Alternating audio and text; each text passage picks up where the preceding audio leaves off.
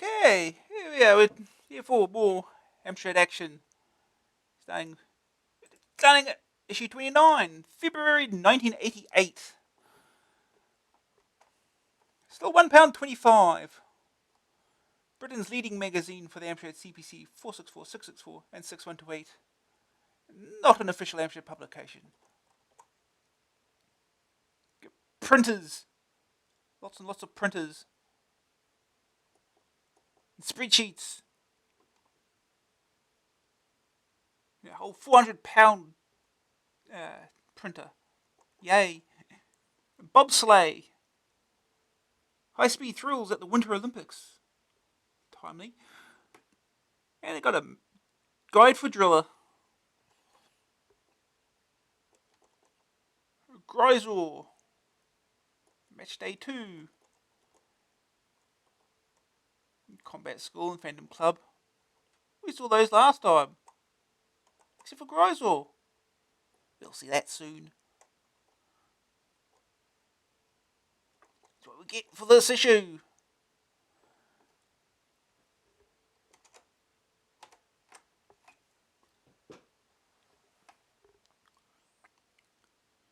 Here's another month of controversy, catastrophe, criticism, and consternation as you get your say about AA. Woohoo!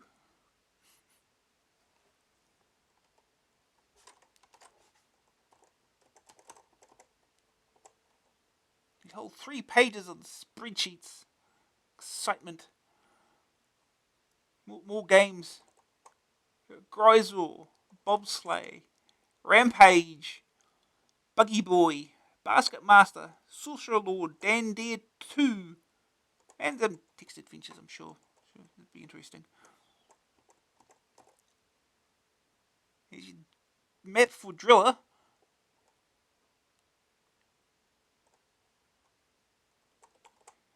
Coin-op blues. 1987 was without doubt the year of the coin-op in the computer game world. Large sums of money were spent in licensing them, and even larger sums were raked in from their subsequent sales. You won't think that would leave both the software houses and the public deliriously happy, but I believe that during 1988 we will need to see a marked change in their attitude to both to coin-op conversions. The main problem is that coin-op games are intended to get you to put as much money in the machine as fast as possible. This means they are fast, loud, colourful, and extremely tough to get anywhere with. That last point is surely what home computer games should not be about. Sure about that? They should be games that can take some while to fully understand, require use of the brain rather than reflexes, provide a very long-lasting challenge and immense variety. Games like Driller, Head Over Heels, Infocom Adventures, and Exor are examples of games that would do badly as coin-ops. Yeah, can you imagine an Infocom text adventure as a coin-op? That'd be interesting. But are far more absorbing and rewarding than any coin-op conversion. As for coin-ops being fast, loud, and colourful, the 8-bit home computers can never match them or even get close.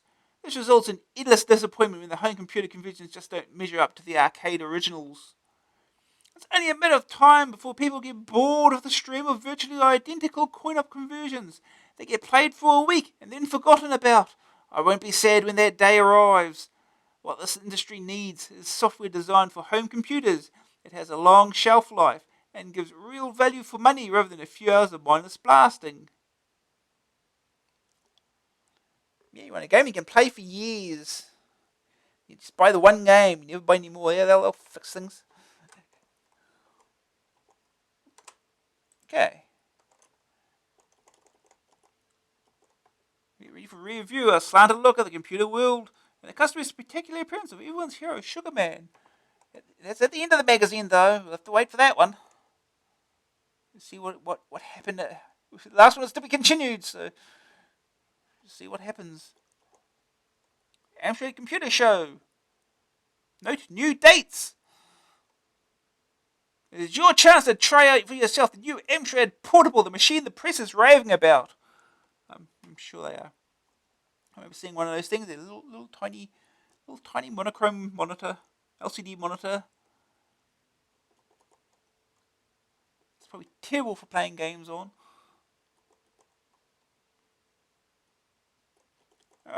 Here's our letters for this month. Makes you feel real small. You convince it Dreslix is a proper word, and it sarcastically says that was a good play.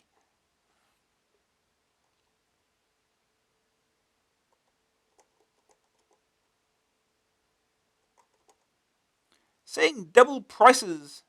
When I go down the town to a local computer shop, I naturally go straight to the Amstrad shelves. There's a rack of budget games on, and opposite there is a range of £10 games. When I look through both racks, I find some games on both racks. The games include Nightlaw, Saberwolf, Alienator, and several others, which are priced at both £1.99 and £9.95. Also, they have different companies' names on. Could you please tell me why this is? Paul Mitchison, Bognor Regis. The games you mention are by Ultimate, and they're all quite old. They've recently been re-released as budget titles, although it would seem from what you say that some shops still have the old stocks from when it was full price. They're the same game, so get the cheap ones.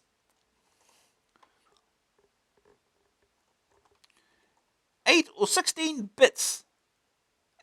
It's getting a touch tedious, isn't it? Whenever I turn, there's a multitude of lecturing boards pushing 16-bit down our throats. Machines like the Amiga and ST may be the future of home computers, but I still think there's plenty of life left in the old 8-bit, especially the Amstrad. After all, the only advantage I can see are faster, better graphics and superlative sound, or with massive amount of memory. Seems good, yet all these attributes will be used just for fabulous game software. After all, that's the reason why most people will be upgrading, and we all know the problems associated with that.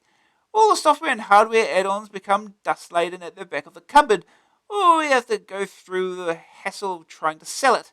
Doesn't that make you want to cringe? Yet how does this affect the humble Amstrad user? You don't need to tell me...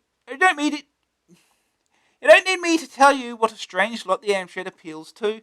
Compared to the Spectrum and CBM64 owner, we don't spend anywhere near as much money on software, yet prefer to concentrate on utilities and add-ons, shown by the demise of the software-oriented Amtix magazine. For this reason, I think the CPCs will survive longer than the other popular 8-bit machines, as all the Spectrum and Commodore 64 owners I know are planning on upgrading to an ST soon, because of its great games potential. Okay? I seem a bit pessimistic in denying that this new technology and its benefits, but my Amstrad 6128 setup will satisfy my needs for the foreseeable future. In conclusion, probably the only way of me bothering to even consider disk space for an Amiga or ST is if a generous reader kindly donates one to me, or possibly if an emulator is produced, so that all CPC software and hardware add-ons will run on the 16-bit Mega machines. Lee Russell, London. Oh dear. Emulators. He's thinking for the future. I don't think 8-bit owners need worry about the rise of 16-bit machines. The existing machines will continue to be being supported for several years yet, but will probably become a budget backwater in terms of games. It's going to be a gradual transition, but nonetheless an inevitable one. We will do our best to continue supporting the CPCs for as long as they are owners of them. The best possibility for all concerned is for Amstrad to launch their own 16-bit machine to replace the 6128. How about not? A machine that plays superb games and does a whole lot more than what the CPC owners will want to upgrade to. I'm sure most of them would like to stick with an Amstrad priced and marketed as only Alan Sugar knows how.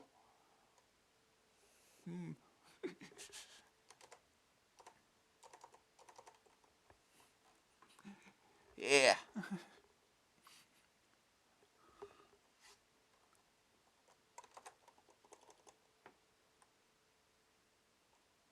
Oh no, leaderboard bugs again. I'm writing a response to the letter in your December issue from Alan McDermott concerning the bug in the US Gold game World Class Leaderboard.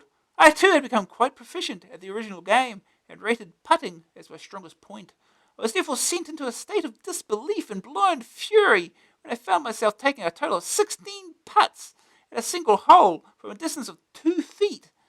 I considered defeat and returned the game to US Gold along with a letter explaining about the bug and stating that the program needed altering.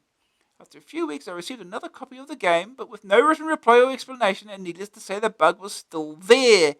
I expect that if Alan has received his reply, he'll no doubt find the same. Surely by now someone at US Gold will have twigged that we are not all a bunch of no-hopers and that there really is a fault within the game itself. US Gold has had an up-and-down reputation with me, and I'm sure no one else who has purchased such contrasting games as Winter Games and World Cup Carnival, should I say rip-off, will agree.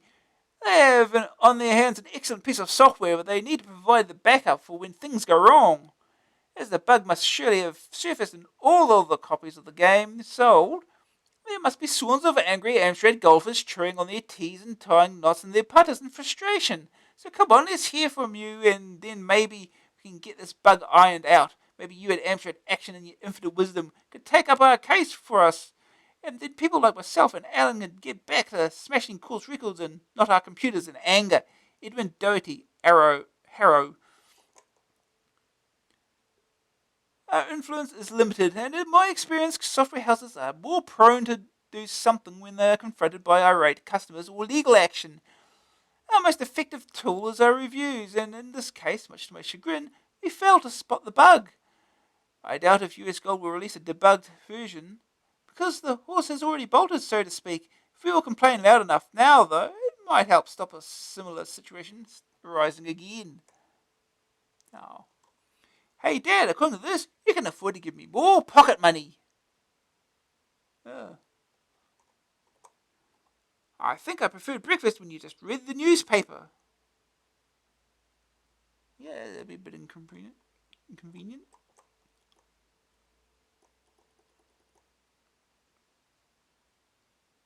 Far-reaching.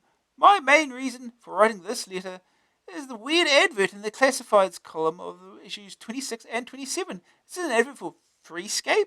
So, I'm the first to spot it. Is there a prize? The second reason is to ask the person who phoned me in connection with the sale of my computer to please ring back soon. We were cut off in the middle of a phone call, with me knowing nothing about him. Gavin Manning, London. Yes, it is for Freescape. No, you were the first to spot it. No, there isn't a prize.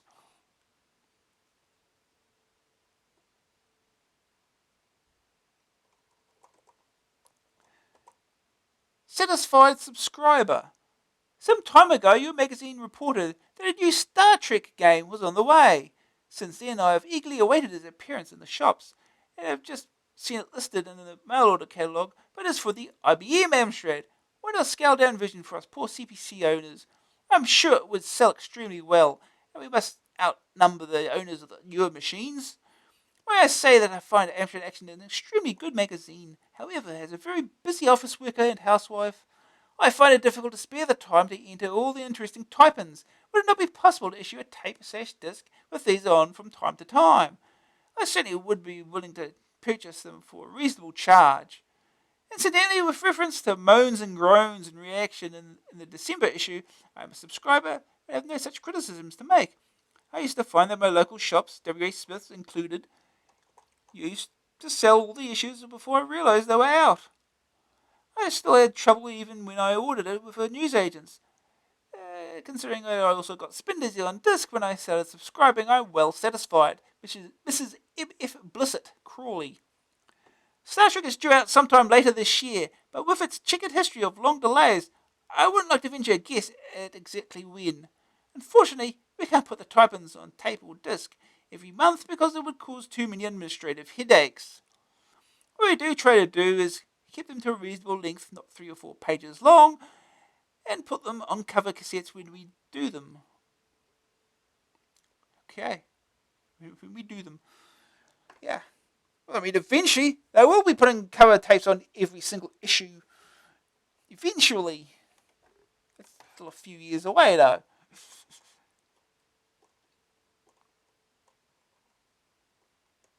Home-based database, your tea's ready. Oh, here we go again. Upgrading the CPC. I'm sick and tired of the doom and gloom news about the future of the CPC machine. I believe the great Alan Sugar should come out of hiding and clear up all the confusion. At least he owes his success to these people who supported his product.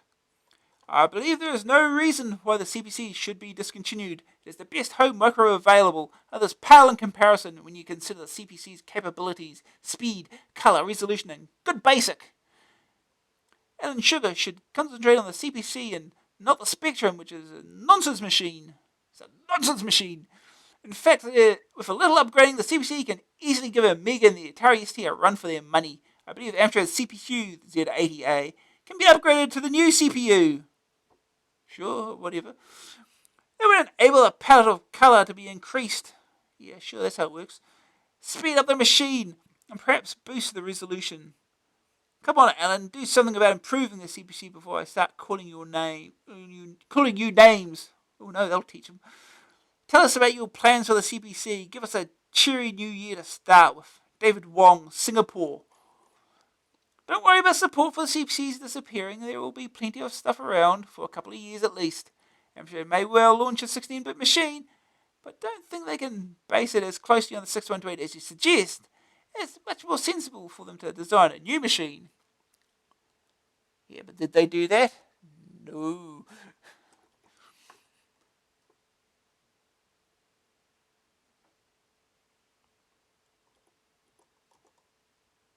Oh no. Oh, dreary him.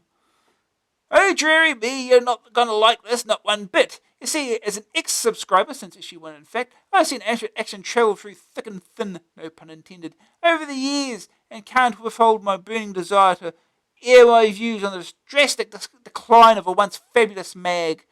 Well, covers have been a topical debate for some time.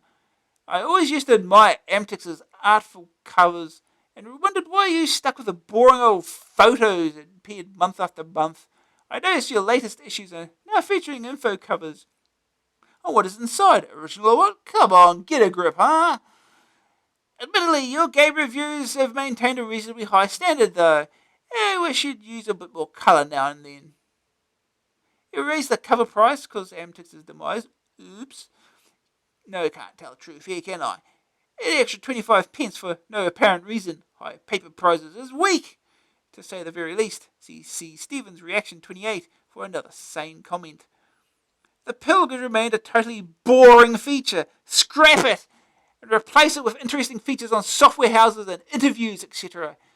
Browsing through the cheat mode section made me laugh. The classic collection is a good way of using up space, hey? On a more congratulatory note, thank Phil Howard for his leaderboard hack. I'm sure its length and put many a budding golfer off, but I want to take this opportunity to ask all those leaderboard owners to take the bother of typing it in. It's well worth it. Indeed, a slap on the back for Phil himself for a fluent offering of pokes for all the best games. Your AA Christmas cracker was a great disappointment. Sorry, it has to be said. The duct was exceedingly poor. It was free. And filling the other side with a superb batch of type-ins, which I'm sure most people had already typed in. Anyway, okay, except a couple which hadn't been printed before, not surprising. It was just a way of taking up space. Come on, AA, get your act together. No, I remember the good old days of Kung Fu. Please no. Oh, Kung Fu #1. Yeah, that was a game. Had massive issues. The days of the Amstrad outnumbered. Let's get into a disheartening rut, huh? Yeah, anyway, I look forward to your replies to my views upon your mag. Neil Jones, Bristol. I'm afraid I don't share your nostalgia for the good old days of Amtex. The reasons that mag doesn't succeed are exactly the things you seem to have liked it for. The comic covers were probably their biggest minus point. As for your other criticisms, price increase. A cynical attitude does not change the facts. The Pilgrim's very popular. Why should everything be done just for you? Number 3. There are always many requests for reprints of old pokes. It's not a case of filling space. If you don't believe that, I'm sorry, but again, it doesn't change the truth of the matter. Number 4. I still think that Duct was a brilliant game. Certainly much better than Kung Fu #1. Yeah, I remember those two games. Those are, yeah.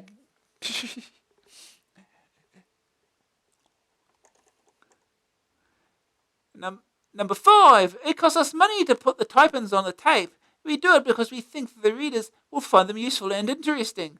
I think you'll find that many people were more interested in them than the game. Number 6. Finally, we are not in the business of disheartening ruts. For as long as there is a CPC market, we'll be trying to bring enjoyment. Yep. 7 more years of this at least. I don't remember that. 7.5 more years almost.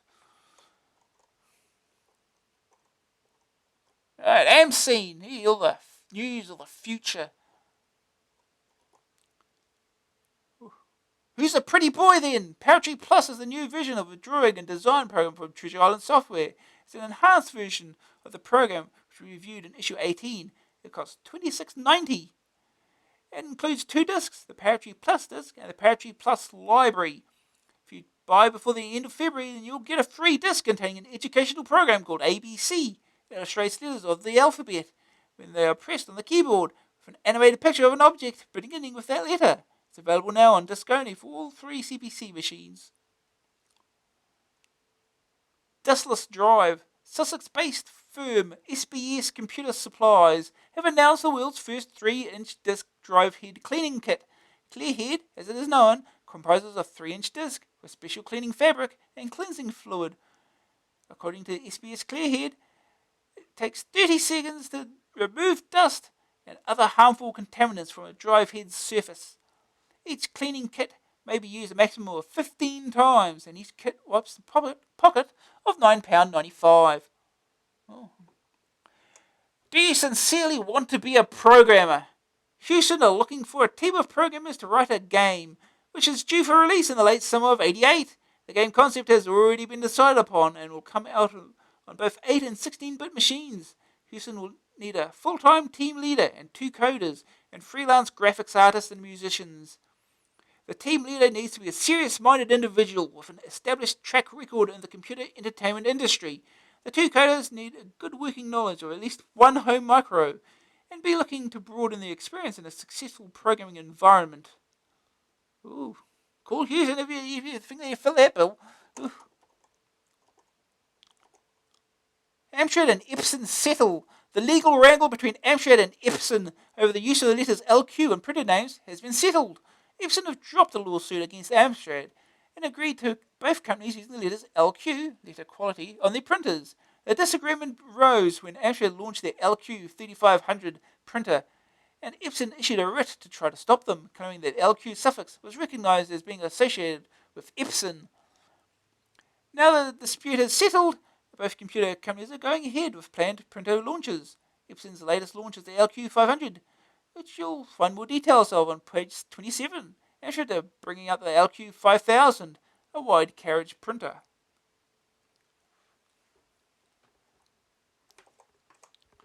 Warring Games. Guadalcanal and High Frontier, 2 war games just released by Activision. In the former, the action takes place on the Pacific island of the same name. And in the Wild Western sounding one, you're in fact out in space with Star Wars technology. They cost $9.99 and $14.99 on tape and disc respectively. Galactic Games, the game of interstellar sport, will sliver onto next month's issue head, throwing and all. 5 events are included: 100-meter sliver, space hockey, psychic judo, head throwing, and metamorph marathon. It's priced at $9.99 on tape and $14.99 on disc. Comic characters. 2 games coming soon from Piranha are based on characters from comics. Halo Jones from 2000 AD and Roy Race from Roy of the Rovers. I don't remember Halo Jones ever coming out. Halo is a 50th century woman who lives on the Hoop, a place where all of America's unemployed are housed. This has all the potential for some real future shock, doesn't it? Then again, the scenario is that Halo has to do the shopping and get home again. Exciting stuff! Halo Jones is due to be released in March. Even more spectacular is the scenario of the good old Roy of the Rovers.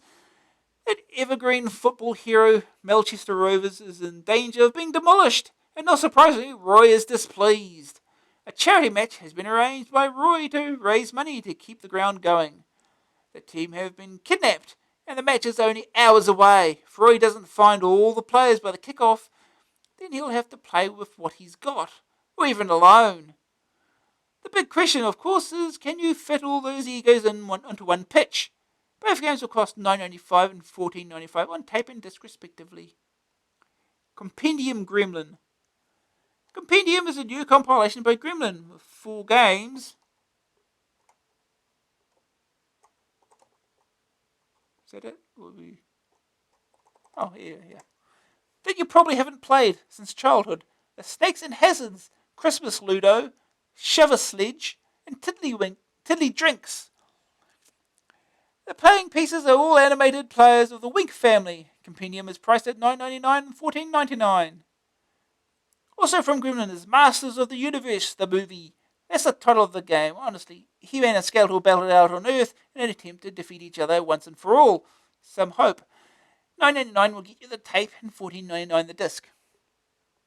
Defector is programmed by Vortex, who have brought you such classics as Highway Encounter and Alien Highway. Their latest game covers the principles of optics. You try to line a laser beam up on a target by reflection, fiber optics, and various other means. It's priced at $9.99 and $14.99 respectively for the tape and disc.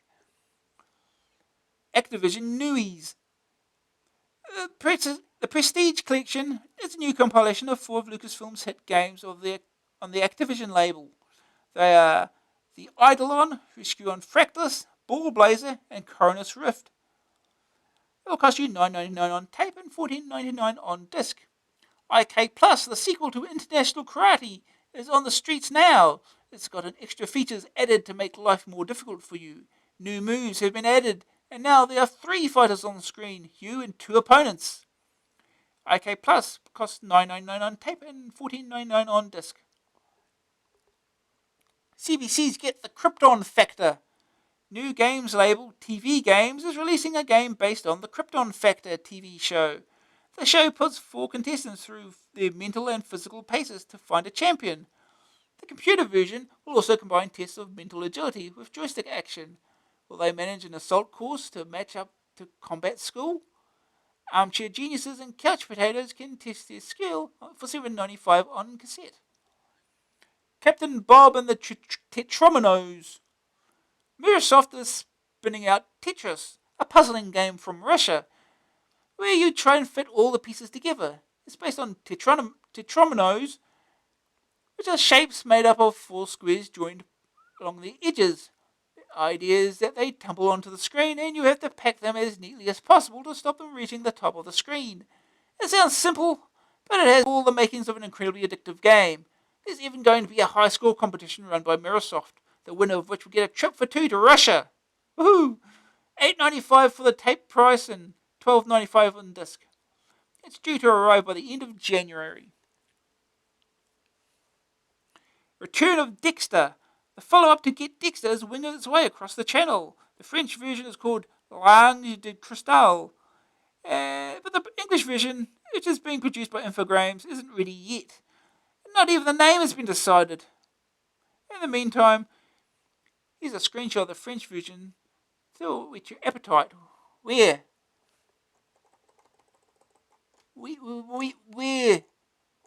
a screenshot? Outrunning. Outrun is the arcade conversion by US Gold that everyone's been waiting for, and they did get it released in time for Christmas. Only just, mind you, and certainly not in time for us to get a review in. The arcade game had a car in which you could sit, but unfortunately the computer game doesn't. Oh. Perhaps it wouldn't fit in the cassette box. It's a race against time and obstacles in the driving seat of a sports car.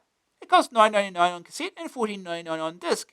Initial impressions suggest it doesn't get anywhere near the arcade game, but we'll give you a full review next issue.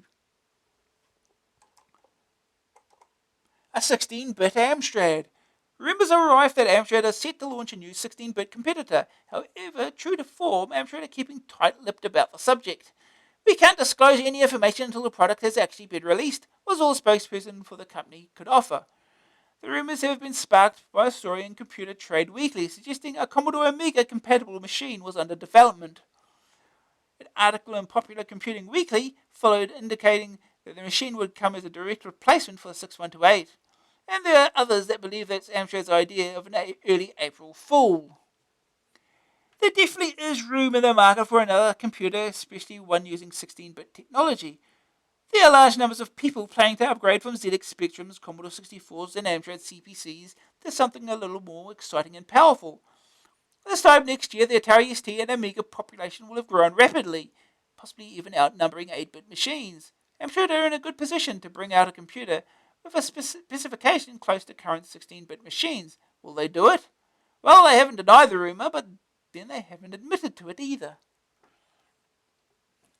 Yeah, we know what they come up with. It's still a couple of years away yet. Shifting show, it's in ignore that for the Amstrad show. Yeah, whatever. Budget discs from Firebird. Firebird have announced a new range of budget software on disc.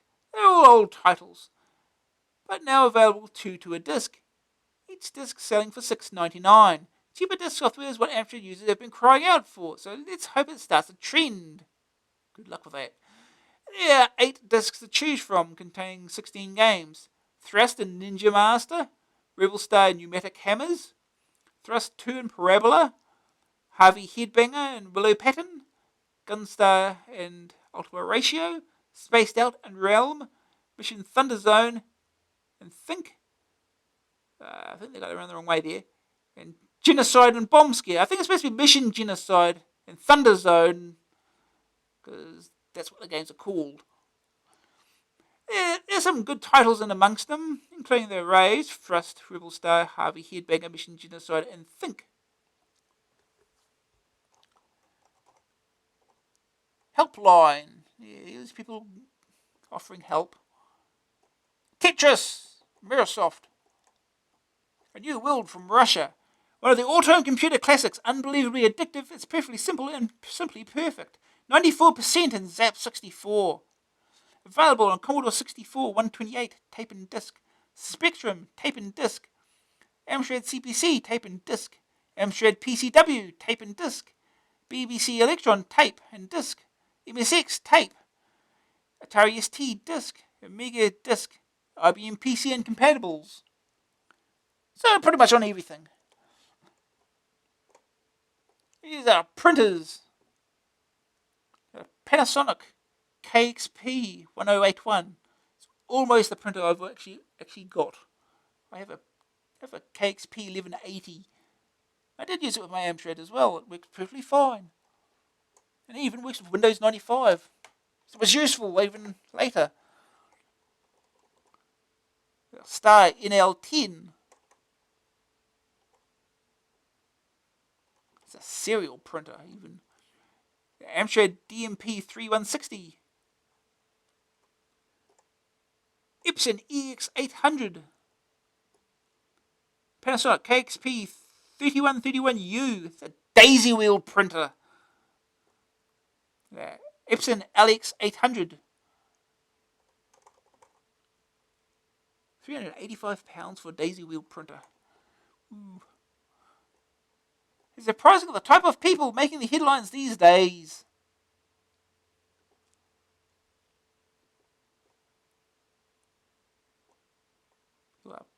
Fancy desktop publishing software and mouse.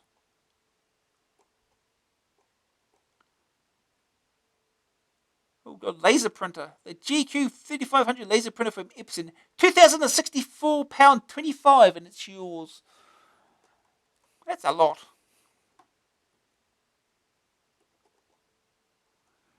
£385.25 for Panasonic's KXP 313U daisy wheel. Quality with added noise. Stars NB2415 24-pin printer. £759. Power with the price. It's expensive.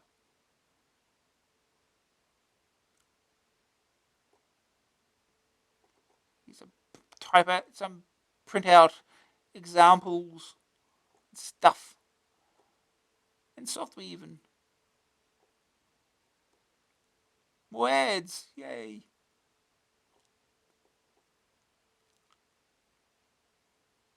Epics.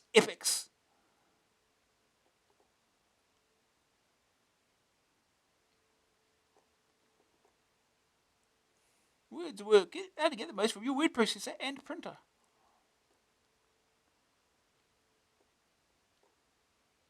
More stuff on word processors. So it's all interesting. Daisy wheel compatible.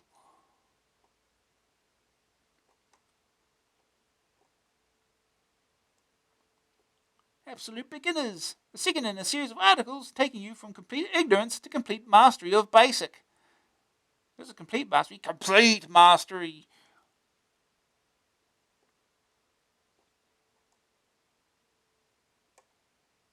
First bite. So hexadecimal horrifies you. We have the solution in this section devoted to the novice machine code programmer. Tells you everything you need to know about binary. Have fun. Binary and hexadecimal. Got to be able to convert those. Ooh, there's a machine code listing.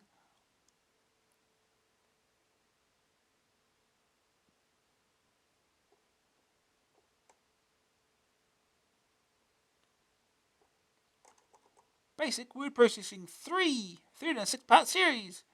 How to create and use a word processor entirely in BASIC. 24-pin prize printer. With a £450 and you can win it. We've got a word search. Use a word search for the competition.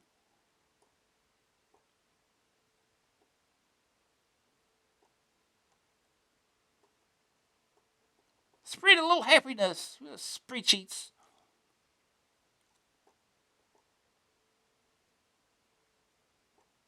The only spreadsheet I used on the Amstrad was, I think it was Easy Ams Calc. It did the job, I guess. Cracker. Reviewed and issued 9. £49 disc.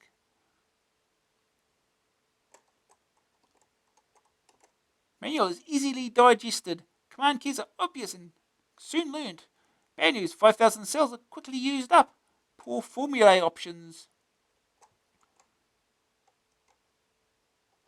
First calc, reviewed, issued 24. They're just re-looking at these again, in other words. Good news, fast. Figures can be represented and printed as bar charts. It's only $29.95 on disc. Again, CPM Plus only. 2 parts of the spreadsheet can be viewed at once. Bad news. Only simple arithmetic functions available. Can't replicate cell formulae. Master Calc 128. Reviewed in issue 4. £33 on disc 6128 and expanded 464664. Yeah. It runs on AMS-DOS instead of CPM. Good news. Good range of mathematical formulae possible. Exceptional graphical option. Friendly and easy to use. Other features like Notepad and calculator are handy. Bad news. Slows down as more and more data is entered. Memory seems to run out very quickly. The pauper's pick. If you like the idea of a spreadsheet, then don't like the thought of laying out so much cash, then MiniOffice 2 by Database. It's a decent buy. Oh, yeah, it had MiniOffice 2 as well. Didn't really use it for spreadsheet though, really. It's basically a collection of budget business applications, including word processor, database, and spreadsheet. Although the spreadsheet isn't up to the standards of the others reviewed on these pages, it's fair value for money. $19.95 disc, $14.95 in cassette. Another spreadsheet available from Wacky on disc for £6.50. Disc comes packed with another. Yeah, okay. I don't think they typed that up right. That went a little wrong. Matrix, review in issue 18. $34.95 disc. Good news, virtual memory means you can have huge spreadsheets. Different parts of the spread can be seen simultaneously. Powerful formulae. Graphical output. Bad news. Slow due to constant disk access. That's virtual memory for you. Column widths must be all the same size. Little on-screen prompting. Scratch Pad Plus reviewed in issue 8. $59.99 disc. CPM Plus only.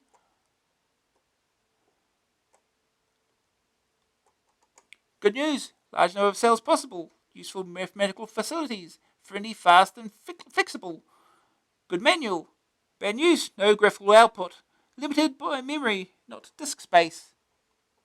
SuperCalc 2 reviewed in issue 4.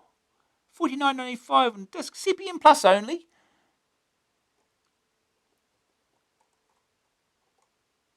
No good and bad news with this one. Fontastic 2. Font Master.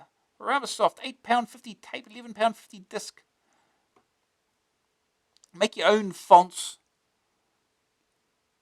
Good news, very easy to use. Program has a professional feel lacking in other editors. Price is reasonable.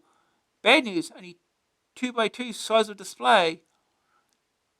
Physical quality of manual is not special. Qualitas Font Pack, 7 stars publishing, $9.95 disc, $6.95 to upgrade. Some time ago, Qualitas was released, a program that enabled you to change the typeface of your dot matrix printer to whatever you wanted. Useful. Good news!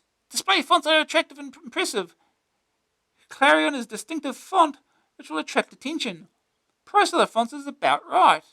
Bad news, 8-bit printer port necessary to bring out the best in the fonts. Qualitas also necessary. The official Amstrad User Club. It pays to belong.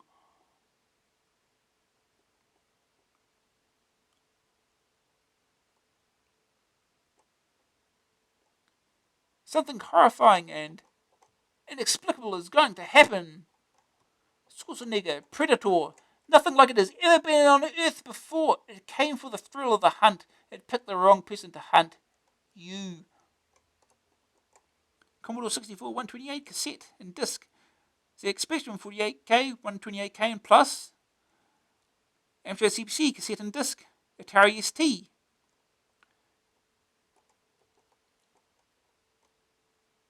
Game concept design and graphics by System 3. Yeah, there he is. Romantic Robot present 1988, the year of the robot.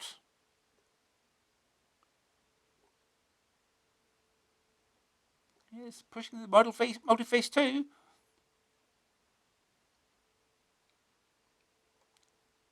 Wanted one of these back in the day. Never found one. New Year model. Oh, it's getting cheaper too. £39.88. Cheaper than the £42 it was last year. Oh, educational software. 3 Beers. School software. 1995 disc only. £20 for a game for babies. One of the greatest paradoxes of the home computer scene is the really pathetic quality and quantity of most educational software. Often, parents and teachers alike are so grateful for finding a program that supposedly helps them to educate, then they find out that the child either cannot understand the plot of the game, or become totally frustrated with trying to solve problems set before them, generally because they have not mastered a keyboard. This is the Beer's house. Do you like it? No. Well, I love it. Press the space bar.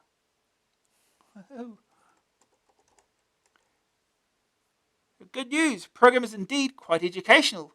User-friendly. Great graphics. Very enjoyable. Bad news. Price is high. Ultrasound. Siren Software. $14.99. Disc only.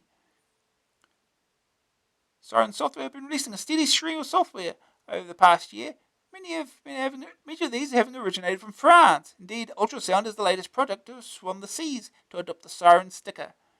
Ultrasound is basically a sound digitizer and sound effects generator. It is split into 4 parts. Ultrasound, the sound digitizer. Magic Sound, or Soft Talk, software speech program. Synthesoft turns the computer keyboard into a pseudo-synthesizer. Soundsoft, sound effects generator. Good news! Good range of editing options on sampled sounds. Most of the sounds created can be incorporated into your own software. The text-to-speech option is excellent considering no hardware is involved. Bad news, Disconi musical compositions can't be created. He doesn't do music. Oh no. Hot tips. Simple sprites. Creatively in designing sprites using the package supplied with Laser Basic. Well, fear not. Just go to the sprite design screen, press escape twice. Yeah, okay. Just say that then. Crashes no more. Have you noticed that many recently released programs check to see if multiface is present and crash if one is? To overcome this, place a switch in series of the IRQ line, pin 31, before loading a program. Move the switch to the off position. Once loaded, flick the switch and press the magic red button. Works a treat. It is also very useful for turning off any expansion ROMs you may have. Alex Knowles, Manchester. Note, this procedure should only be attempted if you have a good knowledge of the hardware you are fiddling with, because it will invalidate your guarantee. Problematic. Pulls predictor. Oh no.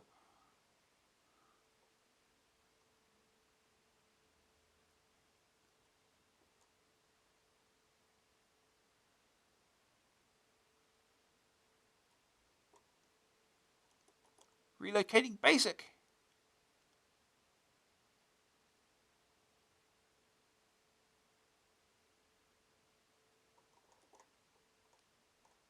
Just change where basic is located. I presume that means the basic programs, perhaps. I don't know.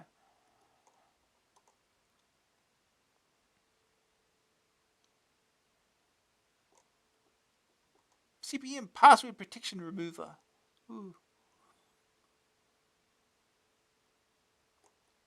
Silly price software. This advert is not a misprint. We really do sell discounts for less than a $5. But they sell Elite for £12 still. They get it. It's still cheaper than release.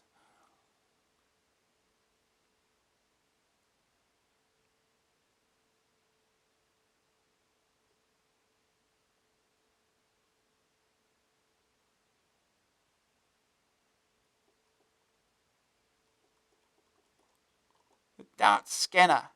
A remarkable new image scanning system which enables you to recreate and store pictures, documents, drawings, photographs, etc. No camera or video source needed. It's just a scanner you attach to the print head of your printer. So you need a printer. Probably specific printers, as say DMP 2000 or 3000. It's £80. So I don't think it will fit on any other printer. I don't know. Yeah, okay. Time for the reviews, finally. Action test. There's a lot of software around at the moment, but most of it isn't likely to set your pulse racing. What will set your adrenaline pumping is a couple of runs down the wall of ice at St. Moritz. A game that can provide such thrill-packed danger as Bobsleigh from Digital Integration. It's a combination of high-speed action and bank balancing strategy. Your quest is to win the Olympic gold at Calgary, which will take lots of time and absorbing effort.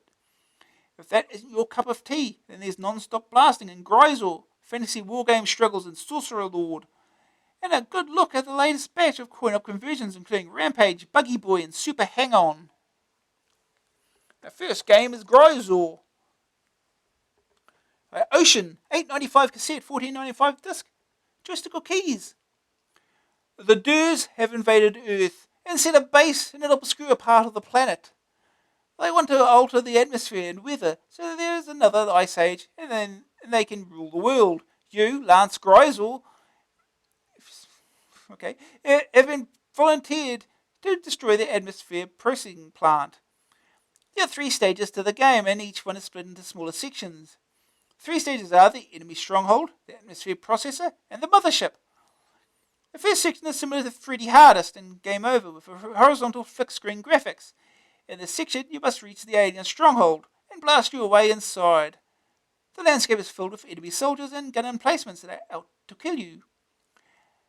There are weapon containers to be found, and these contain one of 4 types of weapon: rapid fire, scatter gun, laser gun, and a barrier. Rapid fire increases the rate at which bullets leave your gun. Scattergun fires 3 bullets at a time. The laser is a more destructive weapon, and the barrier makes you invulnerable for a time. Bonus lives are not awarded for points scored, but one is awarded after completing each stage of the game. The alien stronghold is made up of corridors which are blocked off by force fields. To deactivate these, you must shoot a switch at the end of the tunnel many times. The alien defenses and aliens are in the meantime trying to destroy you. After passing through a few of these barriers, you reach the control room, which is well defended. After destroying the control room, you go on to the next stage, which is a vertical flick screen game of ledges and platforms. It plays very similarly to the horizontal flick screen stage. After this, you must destroy the atmosphere processor, and then it's time for the assault on the mothership. Inside the mothership is another network of tunnels and barriers. You can assume a variety of poses with your weapon to help to destroy the enemy. You can shoot diagonally, up and down, to the left and right, straight up, or lying down on the 2 fixed screen stages. In the tunnels, you can crouch down rather than lie down. See a difference? And to shoot at different heights. Sound effects are simply explosions and firing sounds, but they are good. A bonus for 128K owners is that there is an option for a continuous tune rather than the sound effects. The game loads in one go for those of you with 128K, and the rest have to settle for multi-load. At first, this appears to be just a shoot 'em up, but the different weapons and angles that you can shoot at mean that a simple strategy element is involved. One thing that is annoying is that the enemy bullets are the same colour as yours, and often you don't realise that there's a bullet coming at you until it's too late. This is a very good arcade conversion. There's an addictive quality that will keep you coming back for more. First aid target score, 50,000 points. Second opinion. The same team that produced Renegade are responsible for this one, so as you would expect, it's got excellent graphics. The gameplay doesn't win any points for originality. The different weapons and types of stage provide variety.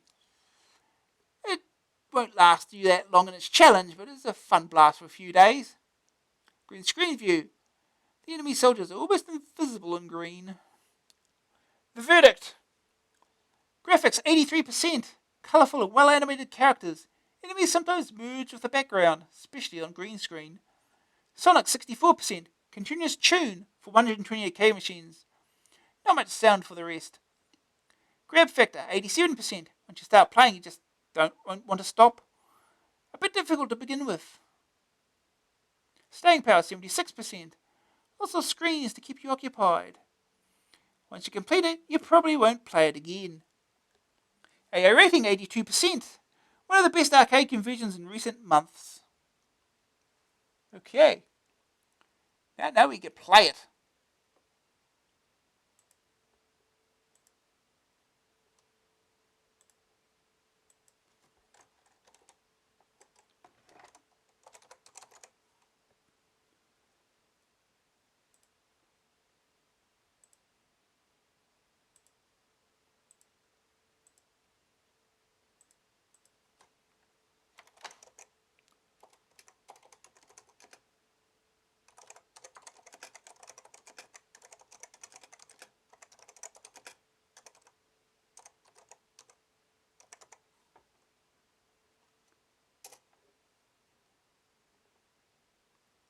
Alright.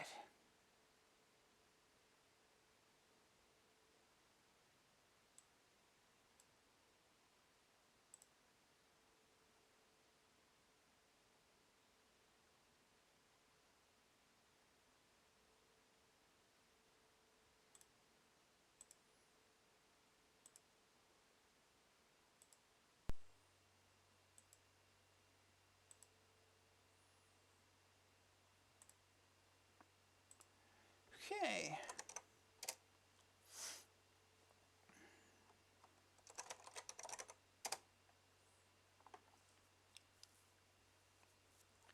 Off we go.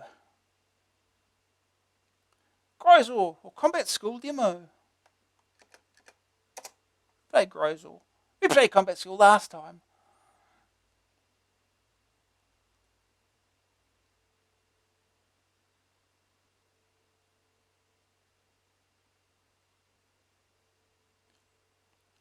Gryzor. Who watches the Watchmen? Programming John Brandwood. Graphics Mark K. Jones. Effects Roger Fenton. Music Jesse Brook. Let's go. Okay.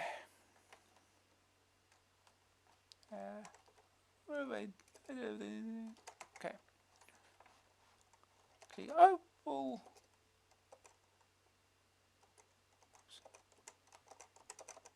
Reset these. It's work better. Probably for this game, I'm sure. So let's go. Razor set off. Okay. Okay.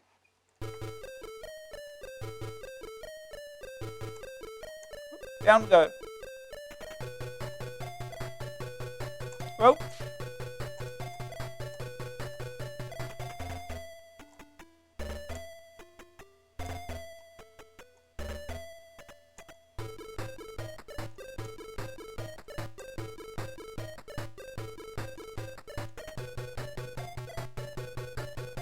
Laser, the best weapon in the game.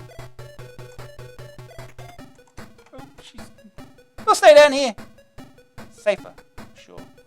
Yes, the bridge does explode, so you don't have to worry about that.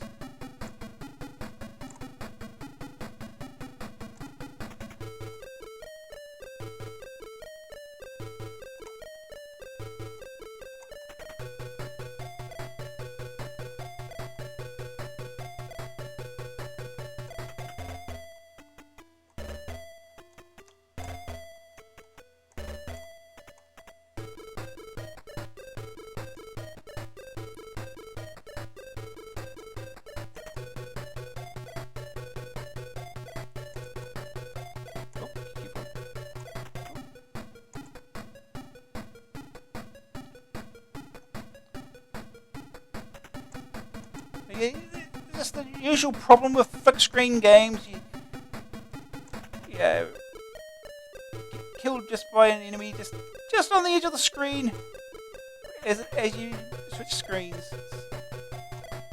It's not so bad in this. Just need your shots while you're doing it. Usually works.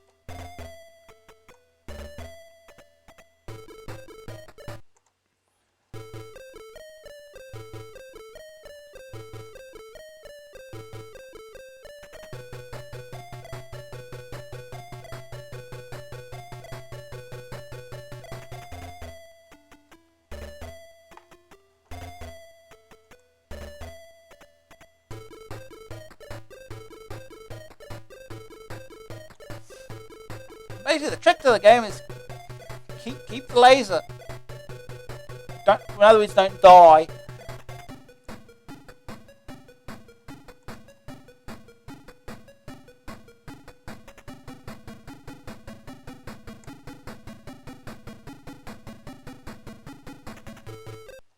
Okay, we get some. Oh, careful.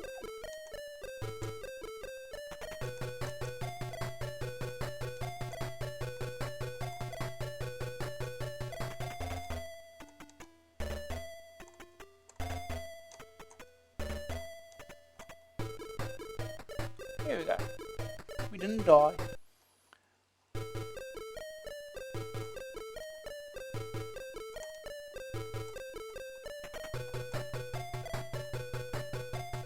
Alright, we've got the barrier.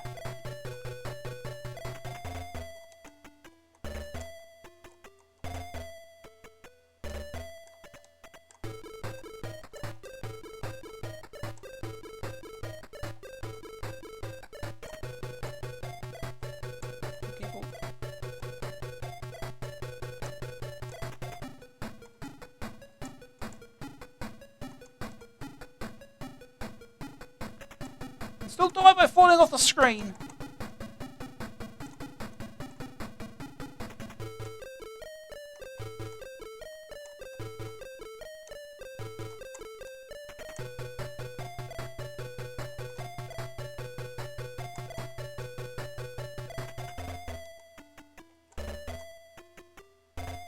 Oh, careful. Oh no! Oh, we're dead.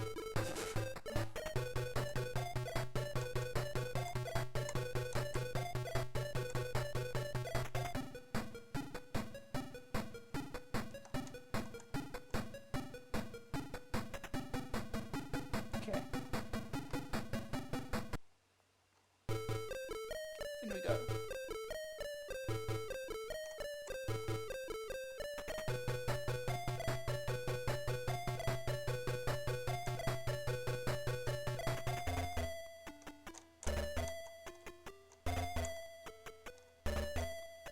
You dude's gone.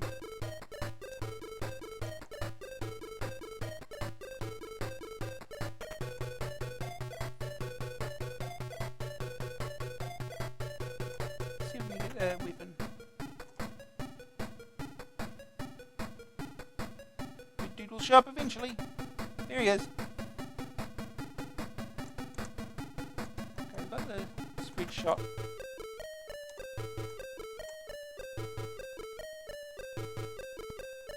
Better than nothing.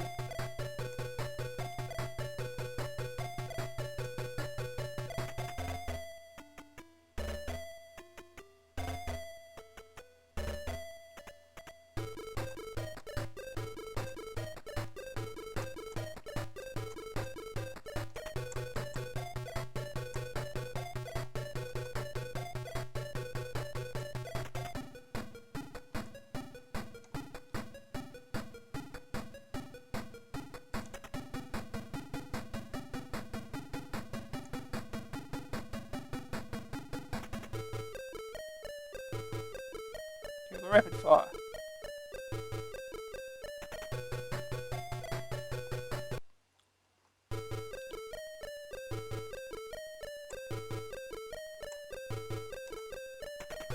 Oh, I missed that bullet.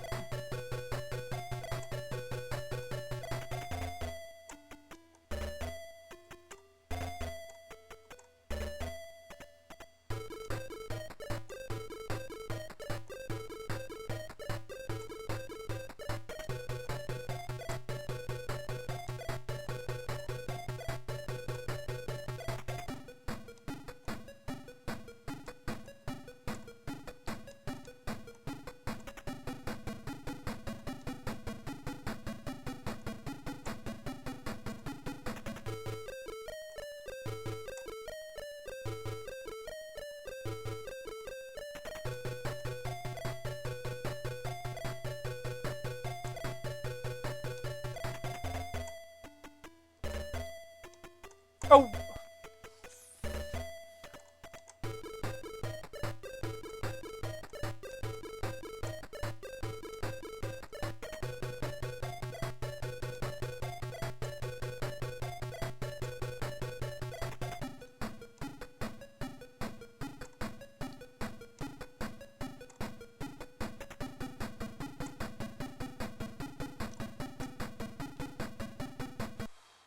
Okay.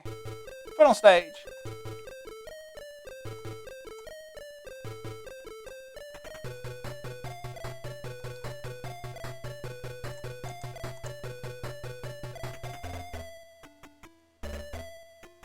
Oh, I walked right into that.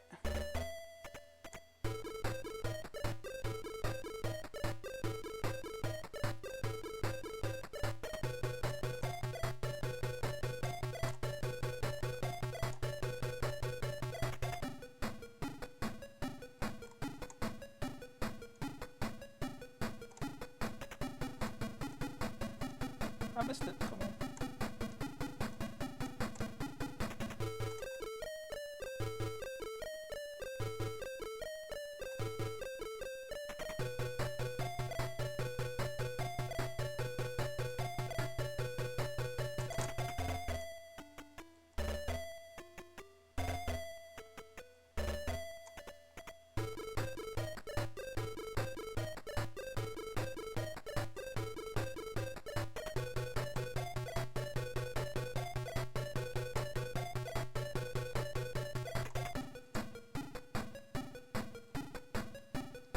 Okay, the barrier. Let's go.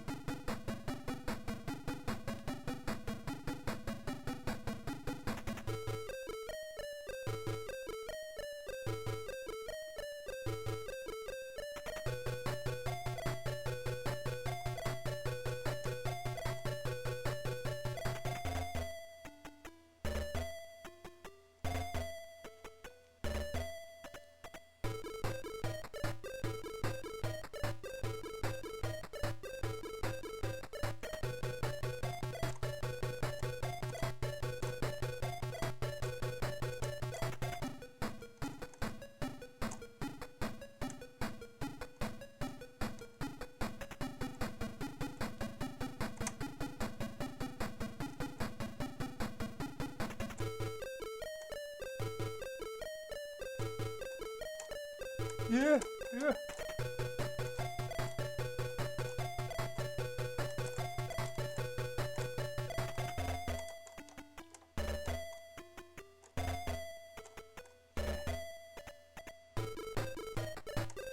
Just run up here. Oh.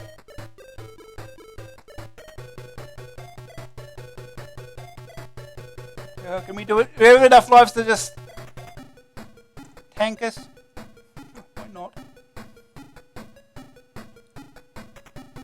No, I don't think we lost this.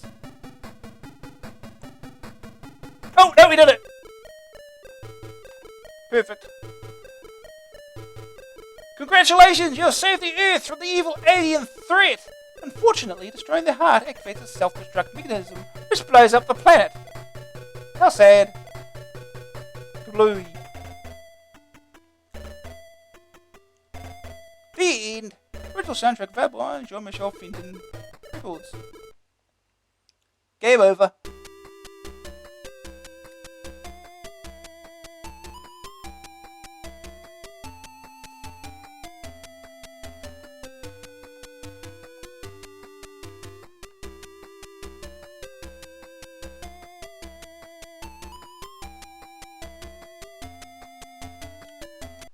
Here we go. Yeah, gave it the perfect ending. Alright, now we can move on. Can't do better than finishing it. I suppose finishing it without dying, I guess, probably work better, but yeah. That was over with quickly. Let's move on. Next game. Something I haven't played before. It's Bobsleigh. Digital integration. $9.95 cassette. $14.95 disc, joystick or keys. In case anyone out there hadn't noticed, winter has begun. Winter means snow, frozen toes, and winter sporting games. This is the first out-and-out bobsleigh game featuring fast-moving graphics and a strategy element in your attempts to win Olympic gold. As with most of DI's games, there is an extensive menu that allows you to get to grips with the game and gradually work your way up as you gain an expertise. The first option in the menu is Events, which enables the following: Demo, Single, Season, Olympic, Practice, Save Load, and Restart. Demo just shows you how it should be done. Single allows you to choose one of the 6 courses and race on that. Practice lets you have a rundown of the course before going for the race.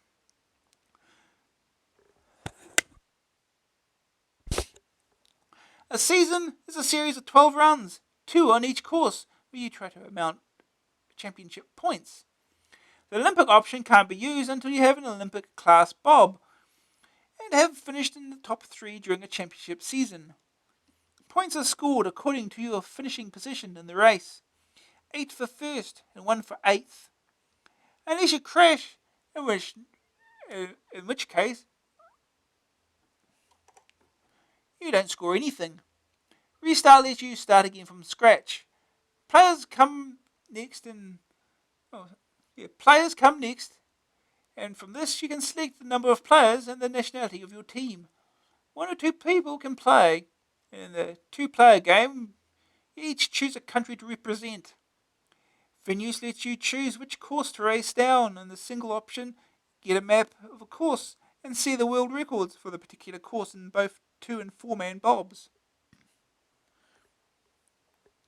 The 6 courses are St. Moritz, Königssee, Innsbruck, Winterberg, Calgary, and Brielle. The difficulty of the courses varies, with some very nasty bends in places. The weather conditions can be looked up in more detail from the next option on the menu, and this is important in selecting which runners to use on the bob. They come in 4 types, and the right choice is needed to get the maximum speed and grip out of the bob, with the particular weather conditions. Before you start the race, it might be an idea to have a bobsleigh. Yeah, it might. You might be sliding down there like a penguin. There are 4 types of bob: amateur, national, European, and Olympic. Initially, you can only afford an amateur bob with a 2 or 4-man team, and this sets you back £8,000. The more expensive the bob, the faster it will go. It also gets harder to control at top speed. The better you do in races, the more sponsorship money you get, allowing the more expensive bobs to be bought. The final option is the cash option, and this allows you to choose your team colours and train the crew. With training, you have a short period of time in which to waggle up and down on the joystick to increase their fitness. Fitness starts at poor, goes through several stages before ending up at superhuman. Everything's ready to go. Everything's ready now, so grab your joystick and prepare to race. The lights go green and off you go. To start the bob, you need to wiggle up and down, and then just before you reach a black line on the course, you leap into it. If you jump too late, then the bob will go without you for a short and destructive run down the course before crashing into a wall of ice. Your view is from behind the brakeman in the bob. The view tilts as you go around curves, giving an excellent impression of speed and movement. Assuming that you made it past the start, then you have to go as fast as possible down the course, steering around bends and travelling along the ice wall in an attempt to beat the computer or human opponents.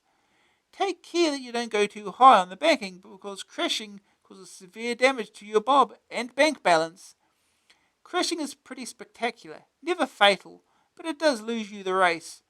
If you do well, you will get sponsorship. This is needed to keep repairing the bob, replace the worn runners, and train the team. Bankruptcy will result in having to begin all over again. One point to remember is to hit the brakes at the end of the race, otherwise you'll crash into the bales and lose the race. Just like the real thing. Sporting fans may well recognise the title tune that plays until you're ready to play, and very nice it is too. Sound is rather simple in the game, having just runners scraping against ice and the wind whistling past. There's not much else they could do in terms of sound for a simulation like this, and at least it gives you an idea of the speed you're going. The bobsleigh itself is large and colourful, with the riders sitting in the bob wearing their team colours. The course graphics are fast and move smoothly as you hootle around corners. Sporting simulations have never been a particular favourite of mine, but occasionally one crops up that heads its shoulders above the rest. This is one of them. It's not just a case of seeing how fast you can waggle the joystick, because there's a strategy element too. Anyone can get a fast time, but it'll take lots of practice before you walk away with Olympic gold. First day target score, complete a season in the top 3. Good luck with that. Like we'll be playing a whole season. Second opinion. Bobsleigh games have cropped up as part of other sporting compilations, but never as a game on its own. DI's full-blown effort is absolutely tremendous, combining some great fast action with tactical decisions. This sort of thorough treatment of a simulation is so much better than just a simple arcade game. The graphics are excellent and the control of the bob is just right to get you totally involved with the driving. It takes a while to get proficient, but the whole learning process and eventual triumph is enormously rewarding. Green screen view. The ice is green, but there's no problem seeing everything. The verdict. Graphics 80%. Bright and colourful bobsleigh. Fast moving track graphics as you hurtle downward. Sonics 63%. A great little title tune. In-game effects are naturally limited. Grab factor 90%. Controlling the bob has a superb feel. Host of options to vary the action. Staying power 93%. Olympic gold will take a long time to get. Strategy element extends the game's life. AA rating 91%. A combination of strategy and fast reactions that mold together well. Screenshots here. Okay.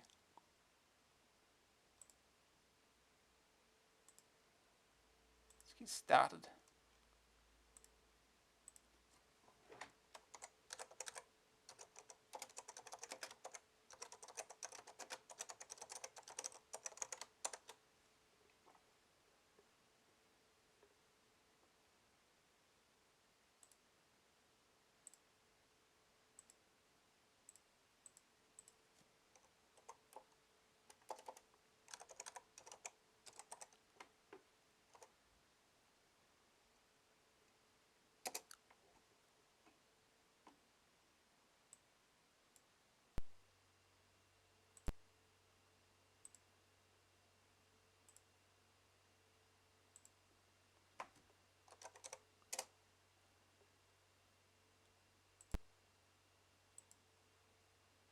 Run B to replay this game. Oh, okay.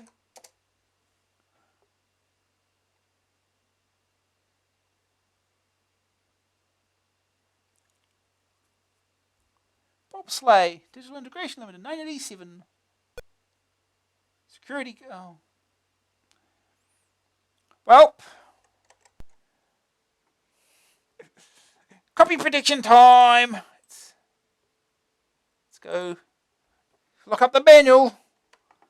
I thought I checked this game, but no, I guess not.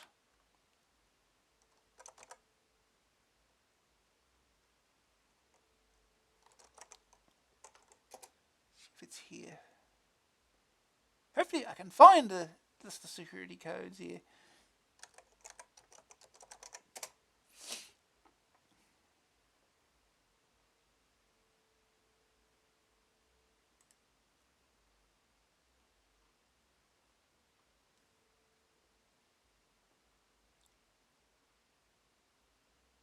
Code sheet, that's what we want.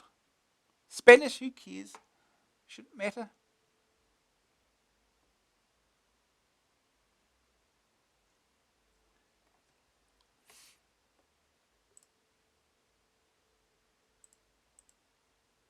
Security code 90. 90 is 443.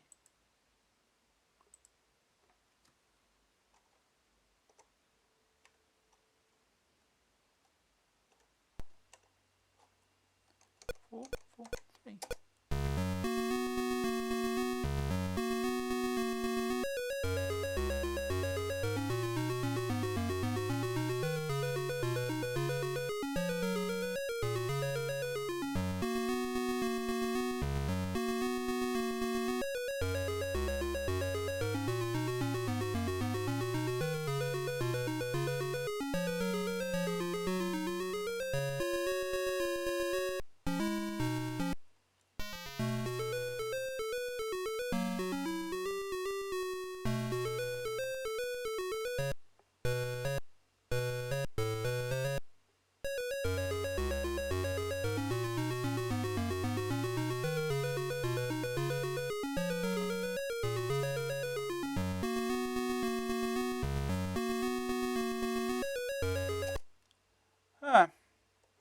Players.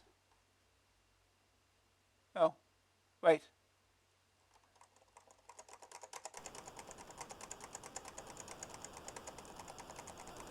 Run, run, run! In we go.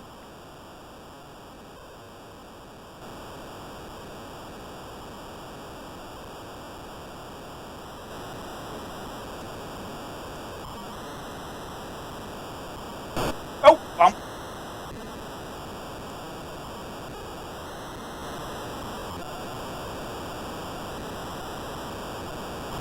Oh, bump. Oh, bump. Oh, bump. Oh, bump.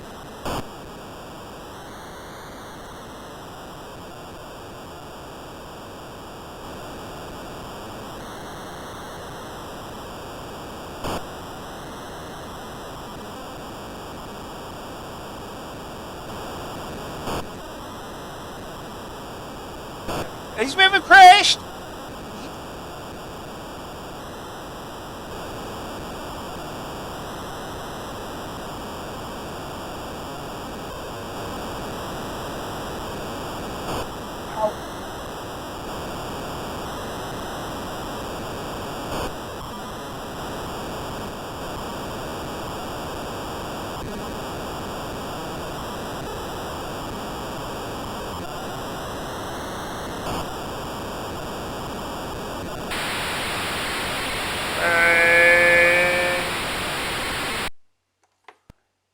Finished in 121.10. Your push start was good. The total cost of damage to the Bob is £260. We suck. We suck.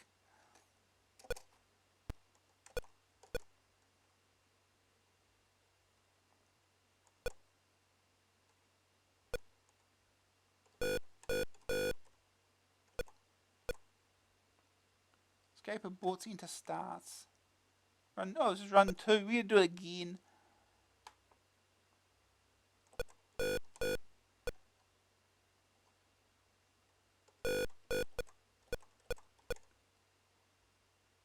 This is our map. This is the course. 1,520 meters. Records. Yeah, we're going to do it under. I think we're going to do it under a minute. That'll happen. Go, we can do it again. Set.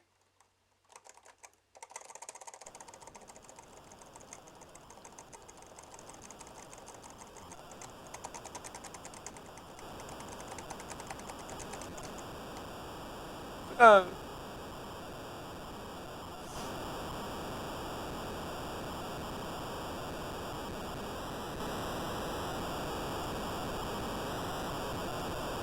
Oh,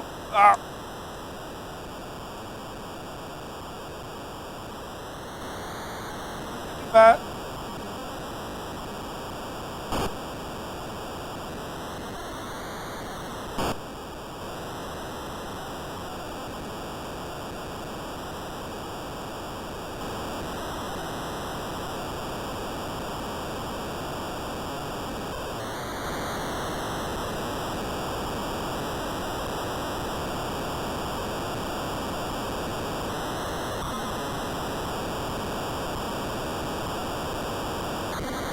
Oh,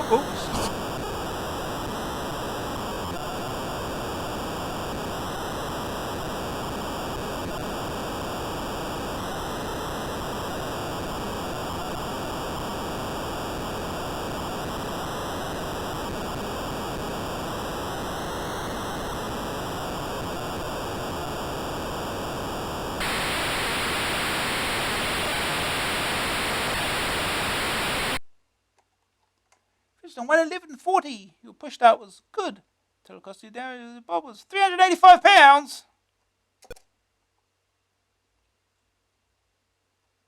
We suck. So it's combined time, huh? Money, £4,000. Sponsors, £1,000. Upkeep, minus £1,284. Hey, you got a... Oh, that's a... Yeah, we made profit. We made money.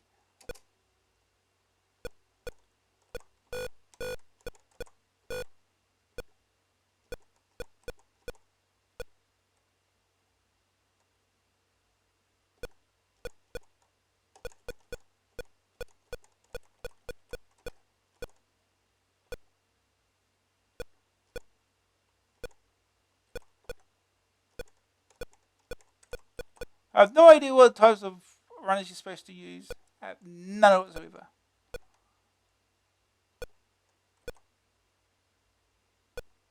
Got £3,331. We can't afford another bob hit. Let's try. Should look at the map, shouldn't I? First.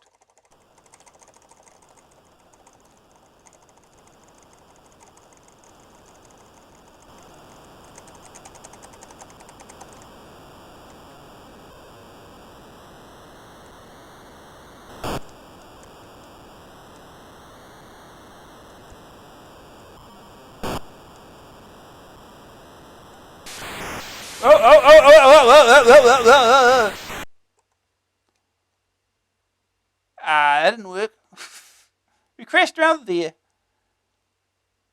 So I'd like to know how that loop there works around turn 9. Do not get into the bobs before the start. Oh. Total cost of damage to the bob is £240. Oh well. So we still made money. So try again. We'll try again. That's it.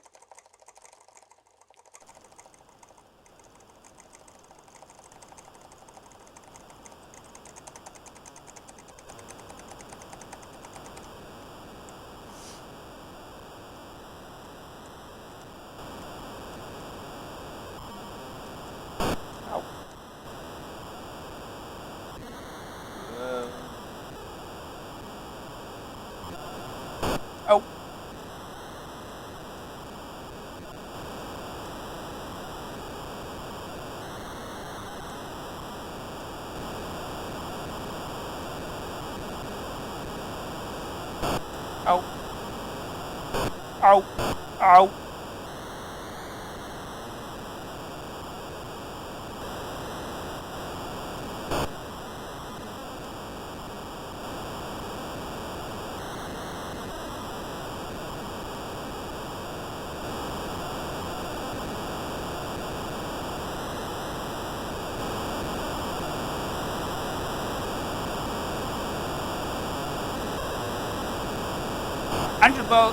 Kilometers an hour until we hit the wall.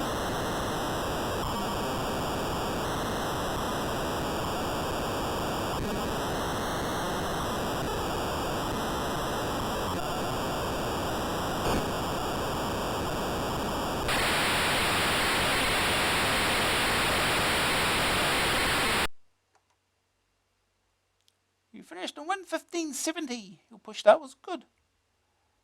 The total cost of damage to the bob is £240.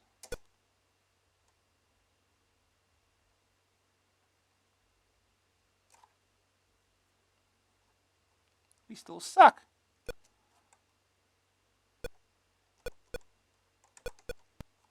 It's the map. Yay. Okay. Records. 1 minute. Like we can do a minute or something.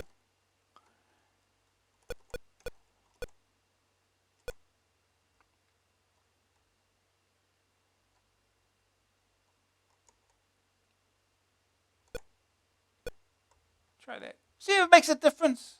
It may or may not.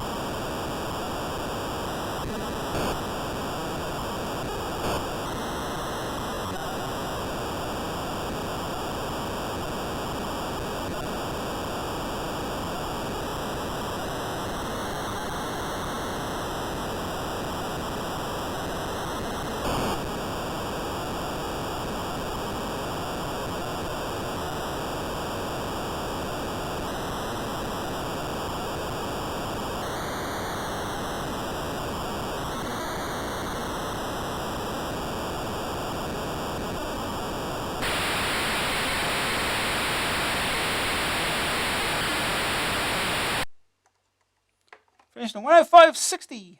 Push start was good. The total cost of damage to the bob was £312. We still suck.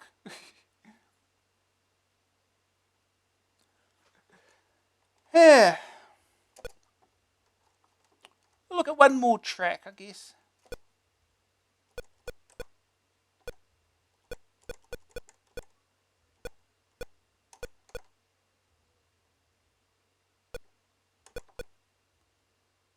This is Winterberg, West Germany.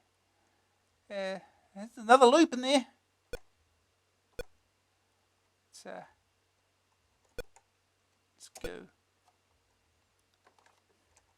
Set.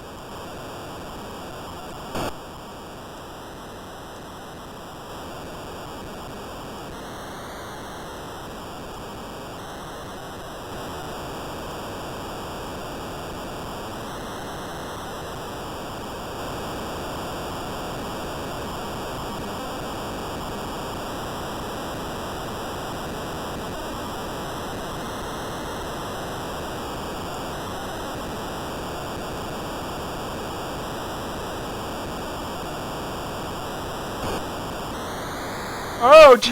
Oh, no. Well, that worked out well.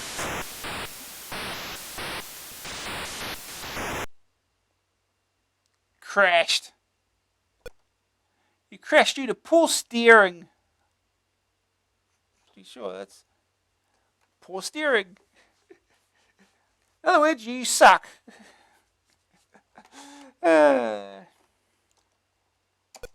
Anyway, we'll move on. We'll move on to something else now.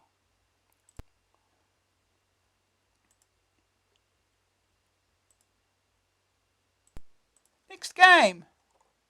Next game is Rampage. Back to arcade games. Activision, $9.99 cassette, $14.99 disc, joystick or keys. America beware! 3 large and angry monsters are out to destroy the cities of the USA. It's all the fault of the Gryzor fast food emporium. Their research division accidentally shipped out some experimental food additives to improve the taste of the burgers. Ralph, Lizzie and George ate them and then had a sudden urge to rip their clothes off and turn into 50-foot monsters. The game is split into 50 cities, and the monsters spend 3 days terrorizing the occupants before moving on to a new city. Across the top of the screen is a damage meter and score for each of the monsters. The rest of the screen shows the current part of the city that you are in. George the gorilla, Lizzie the lizard, and Ralph the wolfman can all be controlled from either keyboard or joystick, with the possibility of 3 players at the time. 1 on joystick and 2 on keys. So I think one of them can be controlled by the second joystick. So that might help in some cases. The objective of the game is simple. Climb up buildings, smash them to a pulp, and watch them fall to the ground. To smash a building, just climb up and move the joystick in the direction that you want to punch while holding down the fire button. Sometimes when you punch a hole in the building, objects appear. There are 2 types of object, edible and inedible. Eating the edible ones like goldfish and humans restores your damage meter. Eating inedible ones like toasters and cacti make you take damage and fall off the building. When a building has taken sufficient damage, cracks will appear, and you should then jump off, because if you don't, then you will fall to the ground and damage yourself. When all buildings on the screen have been destroyed, then you can move to the next screen. The occupants of the cities get a little annoyed at all the mindless destruction on the part of the monsters, and as a result, they call out the police, Air Force, and National Guard. Helicopters, tanks, and soldiers fire at you while you get on with the serious business of destruction. Each hit increases the amount of damage that you take, and if you run out of energy, then you revert back to your human form and shuffle off the side of the screen. A tune plays throughout the game, but it tends to get on your nerves rather than add to the action. Sound effects are simply punching sounds and that of falling buildings. 3 monsters are easily identifiable and are large, colourful, and well animated. The buildings are uninspiring with little colour or variation. All of the vehicles and aircraft are simple and move reasonably well. What made this game fun in the arcades was the 3-player option, and unfortunately Key Clash has to some extent ruined the game on the Amstrad. Mindless destruction of the USA is great fun. Yes, it is. And it should help in this worthwhile endeavour as soon as possible. First day target score, 5,000 points. Second opinion. A 3-player game is great fun at first, even if they picked a daft bunch of keys you can't redefine. The monsters are big and brutal, just the way we like them. It's a game that suffers in the long run from getting repetitive. One demolished building is much like another. You'll love it at first, but they won't keep you hooked for too long. Green screen view. Whether you're a green, blue or brown monster, it's no problem playing on a green screen. So yeah. Let's move on. The verdict. Let's do the verdict. Graphics 78%. The monsters look good.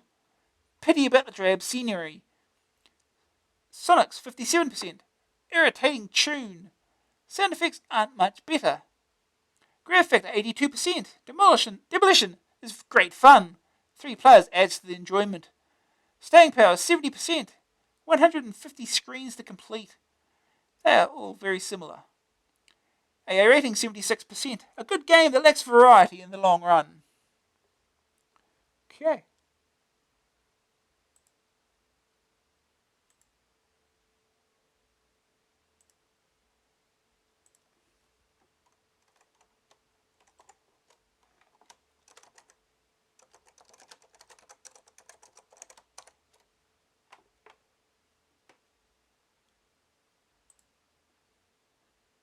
Right.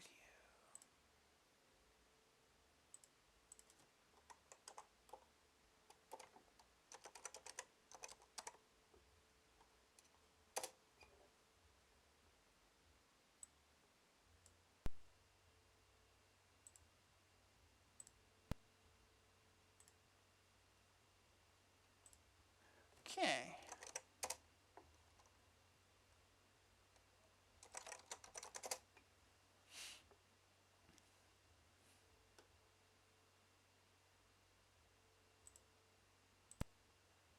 Rampage. George, Lizzie, Ralph. Join the action at a rampage. Any key to join the action. Oh, I can do that right away. Right. Yeah, the key clash here, but we redefine these again. This makes a difference.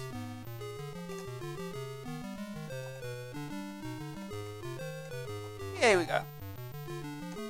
Bruh. Why am I jumping? Stop jumping! By the way, I'm Ralph. Ralph was player 1. Which makes us the best version.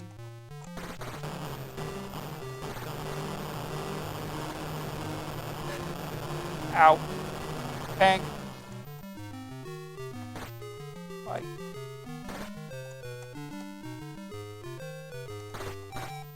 That's right, just jump alone, jumps. That's right. Okay, used to these controls again. There's a dude up here. Ooh, bus. I don't know what George is doing. He's doing not much. Yum, yum, yum, yum. What is that? Oh no, that was a not something. That was an edible.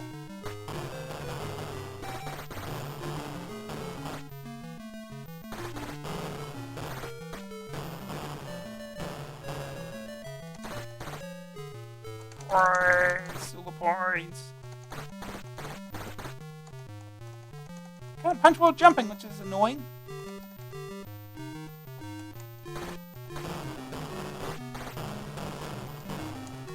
Should be able to punch up though, I'm pretty sure you could. You can when you're standing. There you go.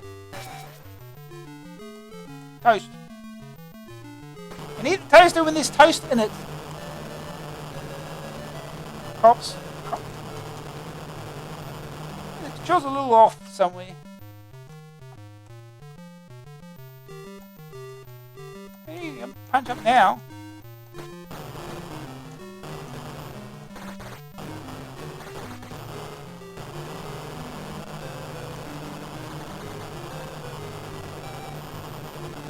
Punch. Punch. Punch, punch. Punch, punch. Ralph, Willful Man, Lizzie gone wild, George on the rampage. Jump when cracks appear.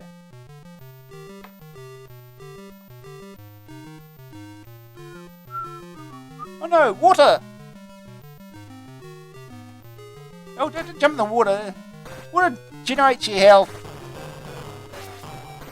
Like that! Lizzie just found out the hard way.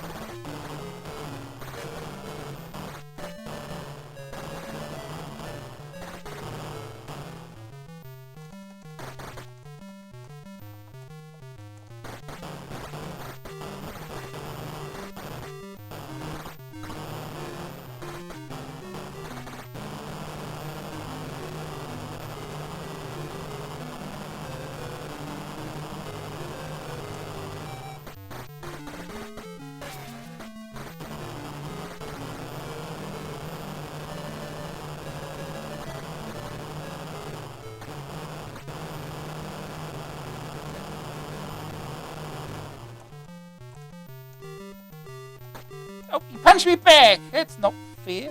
Job vacancies in National Guard.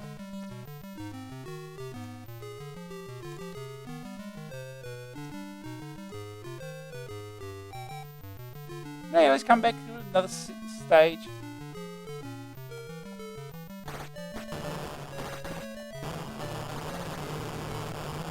This music is very familiar.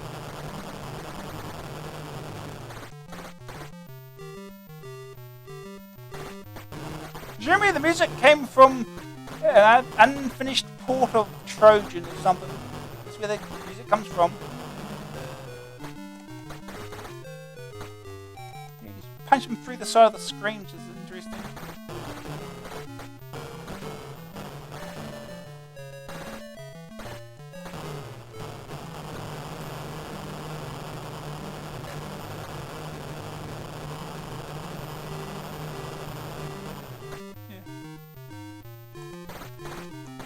Hey!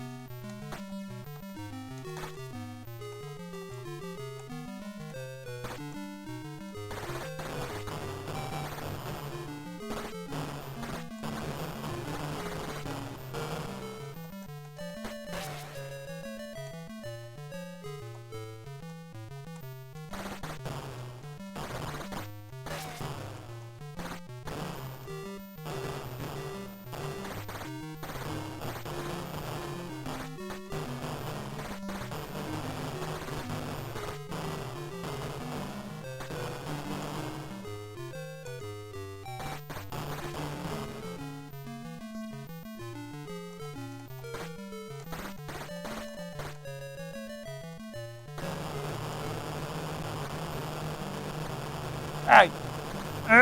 Touch me.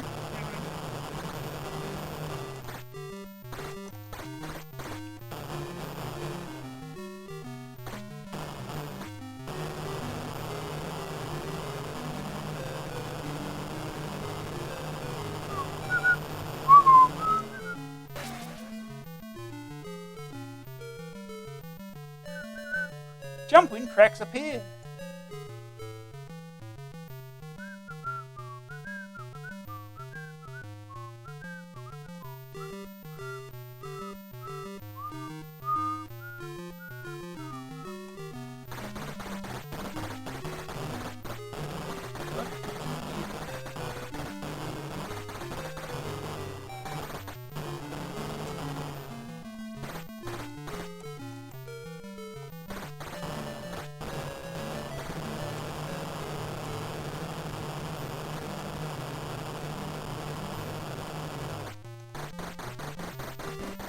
I got you now.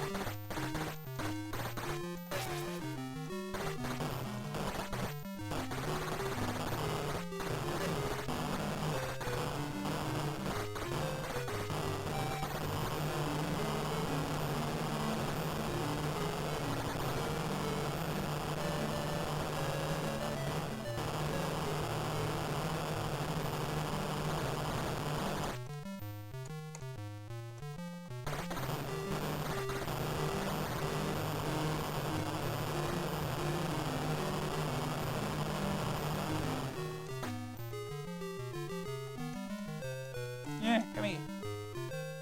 Effects of vitamin. Okay.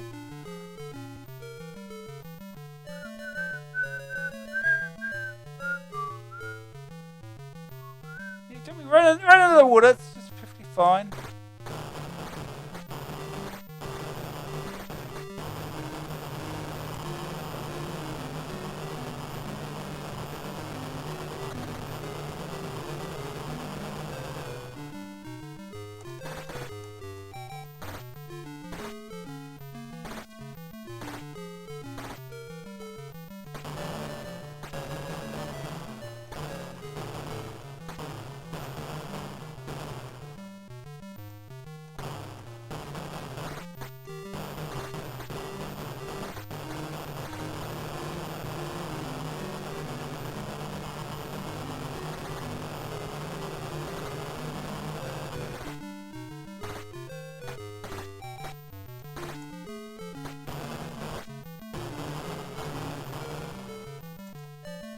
Jump off, you idiot.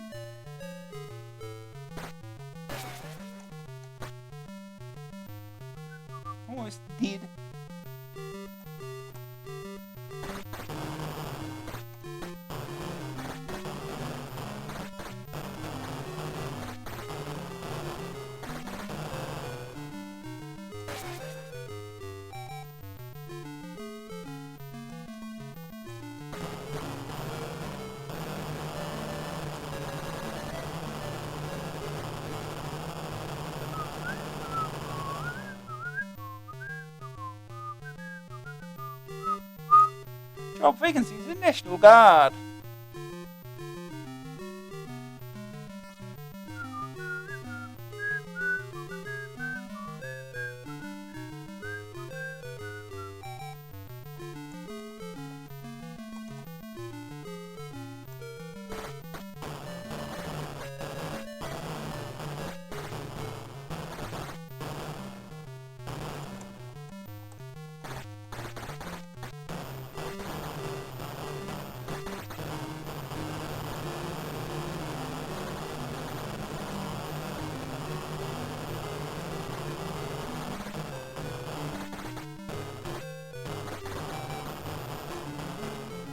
Oh, dead.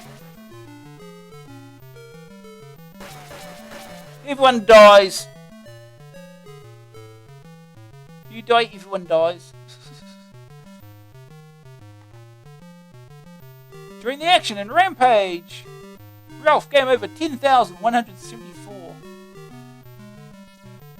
Yeah, that's the game. It's just more stages over and over.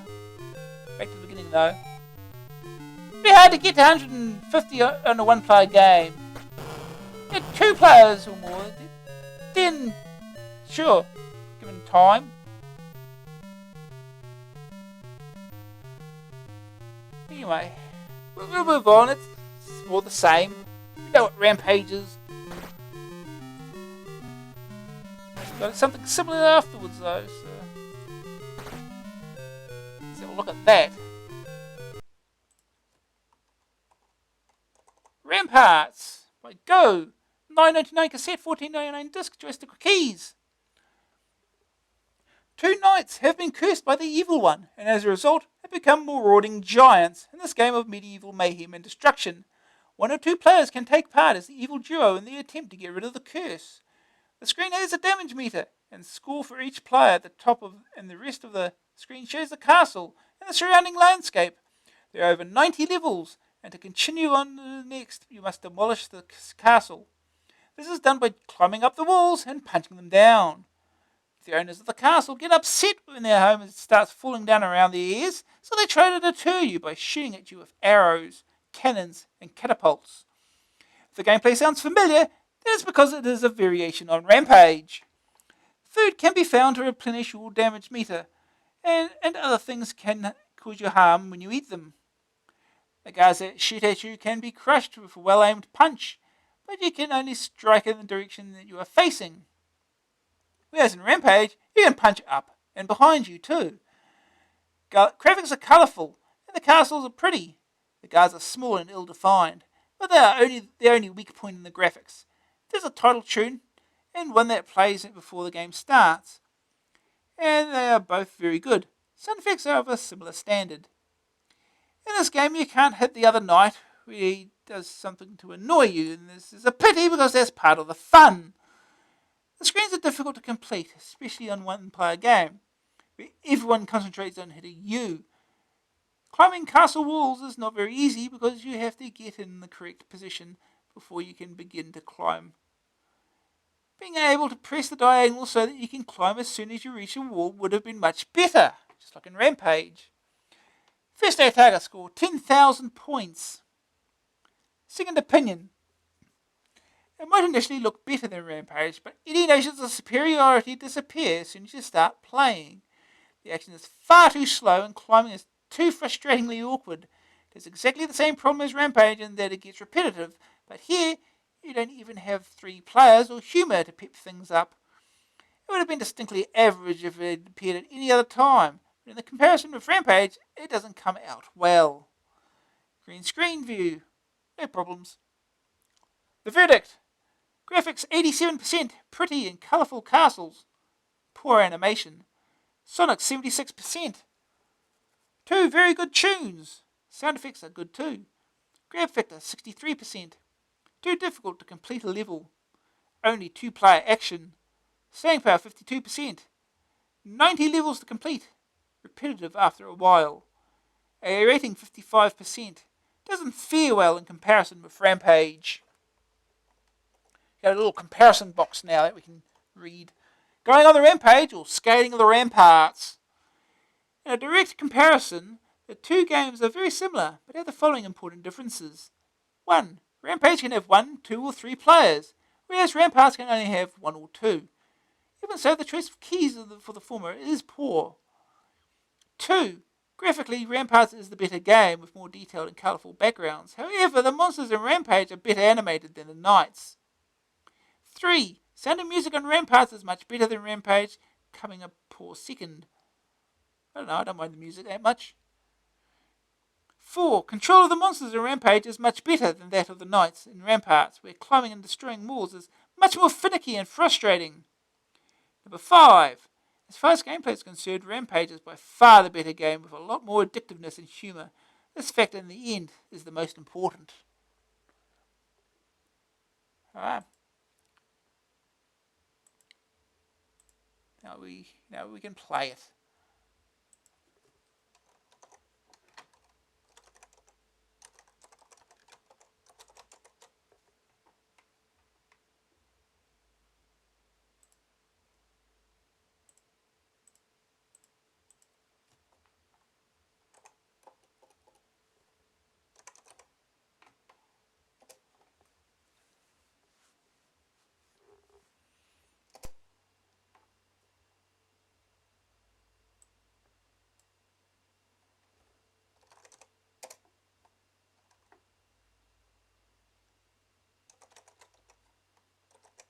Run disk.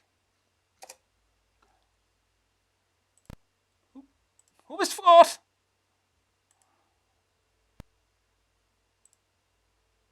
Ramparts. What are these guys? Them. Good faces. Screenshot of that. It's the start. Music, Mark Cooksey. Graphics. Aid Carlos. Code Sean Spencer.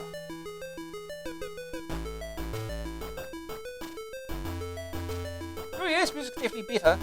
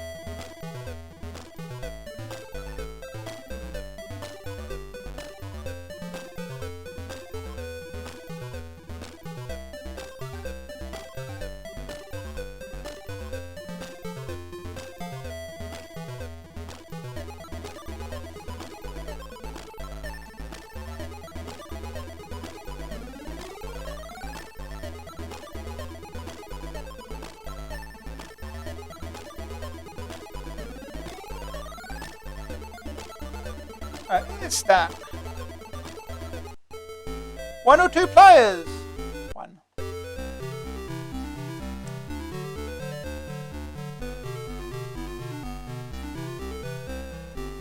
Climb. There you go. Oh, wait. Did you jump off for? Oh,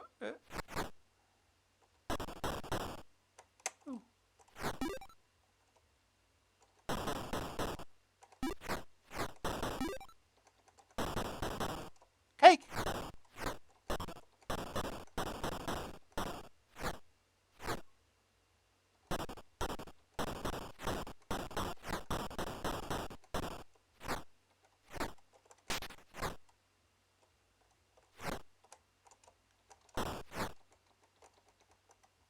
Okay, you can't shoot, can't punch back. Jumping off! Bomb. I think that did anything good.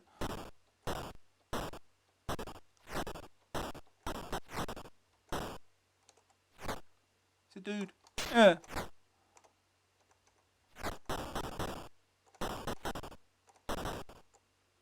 Oh, it just collapses.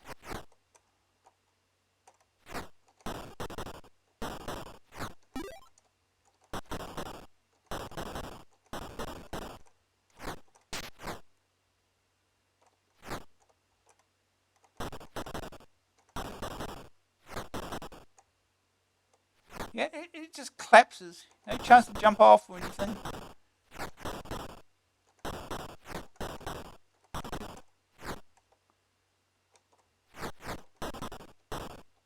Come here.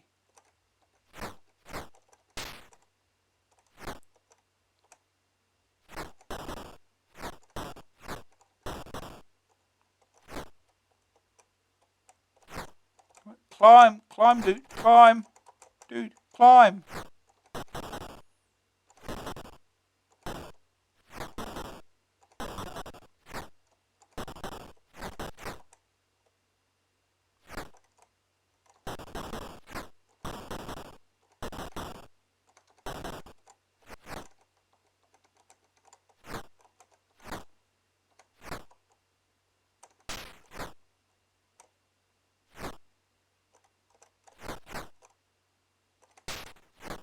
I'm almost dead already. You're not even past the first stage.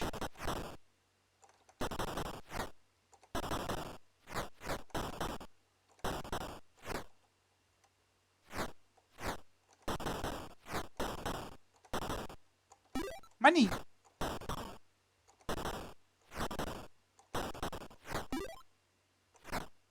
Oh, it killed me. I guess it was poison or something. Oh, I don't know. Oh, you didn't get past the first stage, huh? Try it again.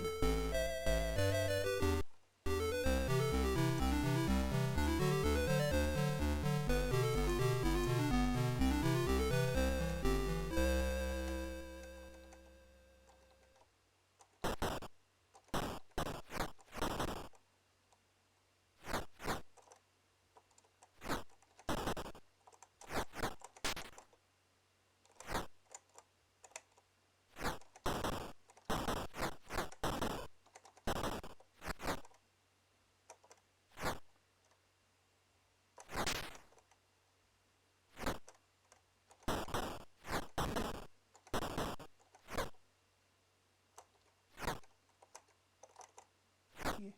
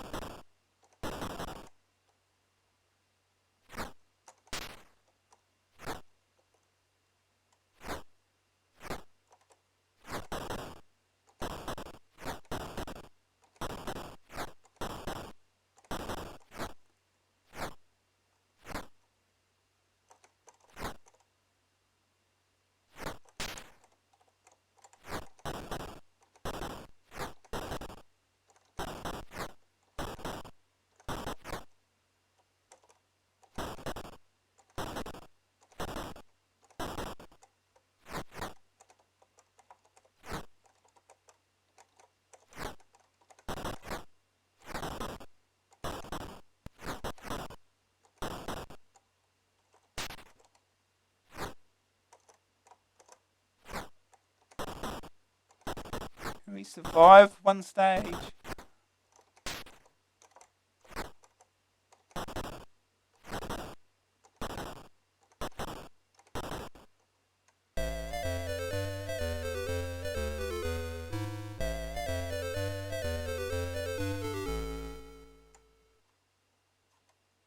Level 1, 001. 90 levels, but you have 3 digits for the level.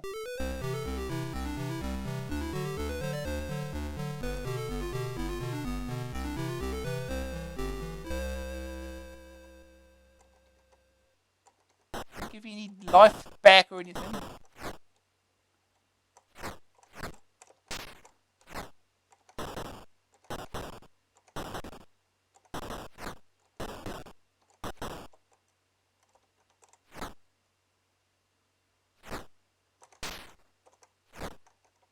Oh, dead.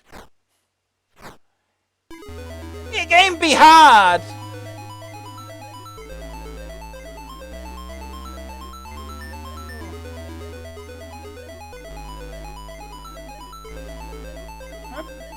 Well, one more try.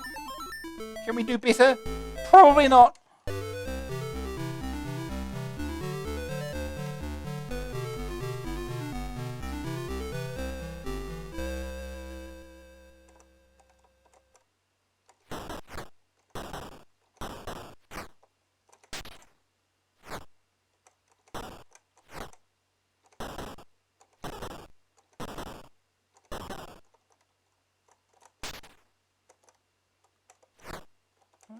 Climb.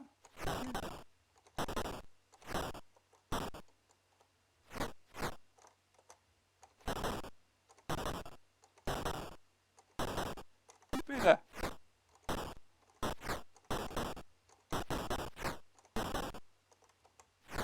Skull. Skull, I think probably a bad thing to hit. Okay.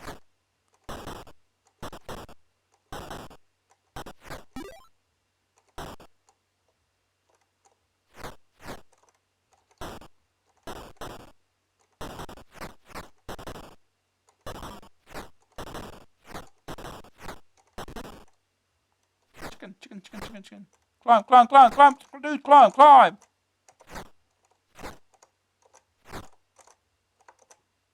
Yeah, climb or what? Doesn't want to climb. Too late now.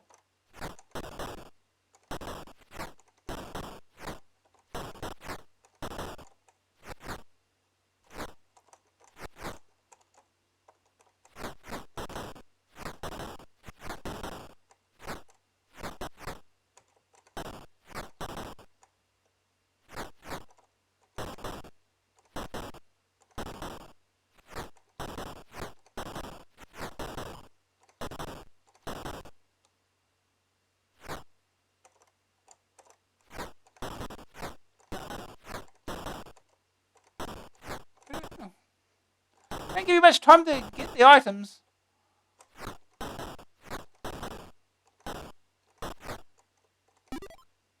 I'm not sure it gave me any life back at all.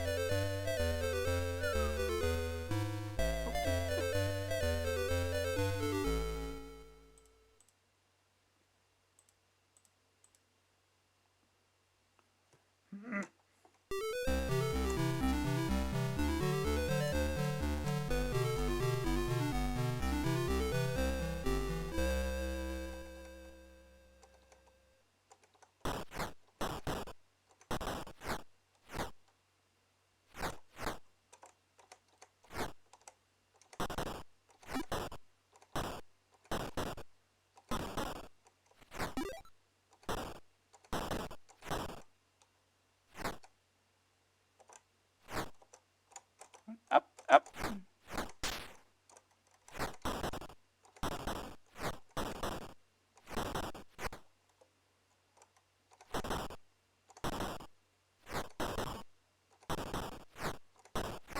Oh, dude.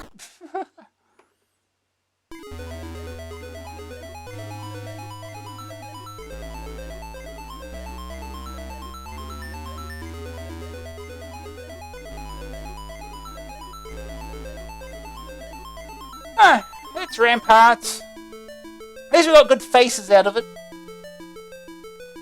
Anyway, we'll move on.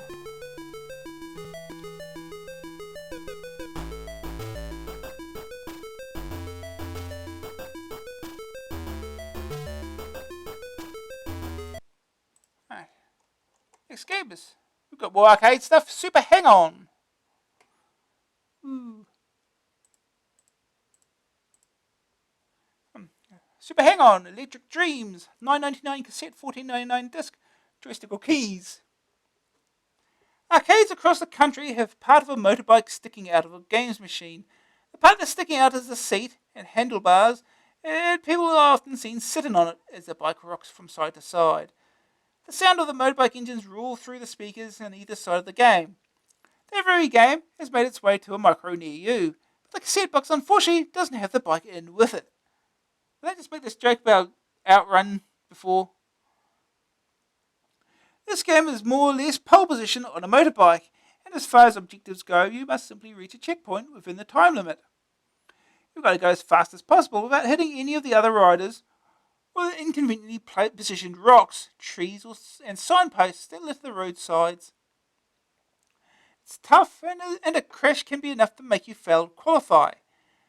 4 growing cross-continent races are yours to play, ranging from 6 stages in Africa to 18 stages in Europe.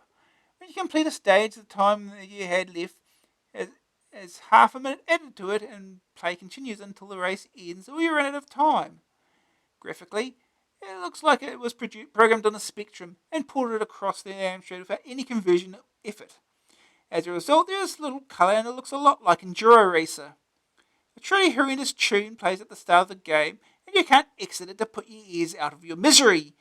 In-game effects are of a similar low standard. The arcade game has fantastic graphics and sound. Not surprisingly, the 8-bit micro, like a humble Amstrad, just can't convert the game properly. The game as it stands is good, but anyone expecting the arcade game is going to be very disappointed.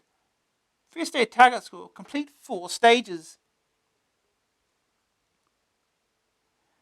Second opinion, there's no doubt this is playable and addictive, and there are an awful lot of stages to keep you going. In that sense, it's a cracking game. What is extremely annoying is that this has just been ported across from another machine and no effort at all has been put into using the CPC's qualities. You may not think that it's important if it plays okay, but if it had been properly converted, maybe it would have been a great game instead of just an adequate one. Green screen view, very little colour, so there are no problems in green. The verdict. Graphics 41%, large, well-animated bikes, pathetic lack of colour, even as attribute clash. Just a feat they put across the Spectrum features. It's a feat in itself.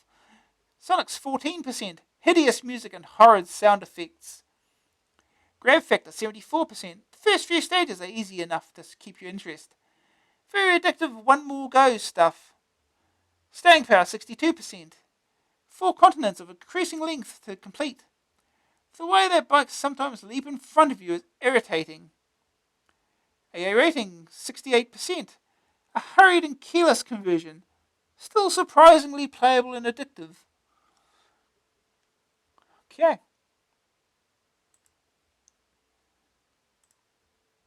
Let's get started here.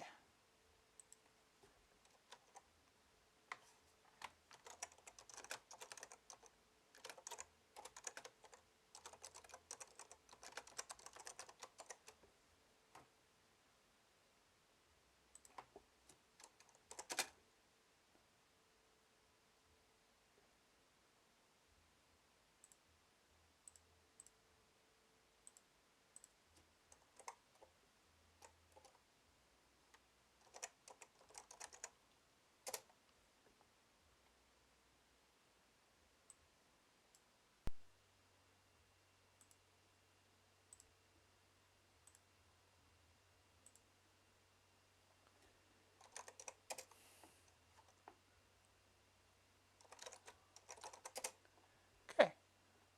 Go.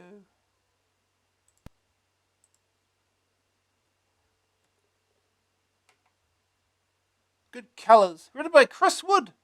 And ZZKJ. Beginner, select 1 to 4 and press space. Junior, it's 10 stages. Probably across the Pacific Ocean while we're at it. I don't know if this island on the side is meant to represent New Zealand or Tasmania. If it's Tasmania, it's in the wrong place. Senior, 14 stages. Expert, 18 stages. All Europe. We'll stick with beginner because we're a beginner.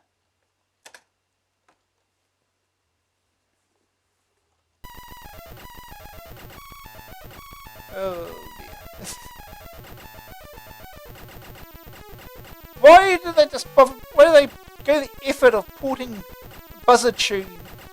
It's weird. It makes no sense. I wouldn't call it lazy because it takes effort to do. Make it sound like that. Scored 10 million points. That's a top score. Alright. G for joystick. 5-star game. Let's go.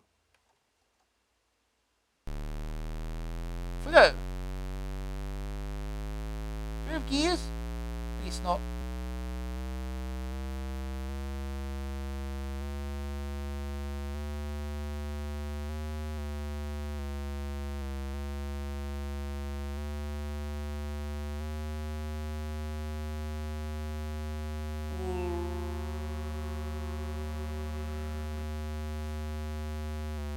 Birdland! It's got Birdland at least.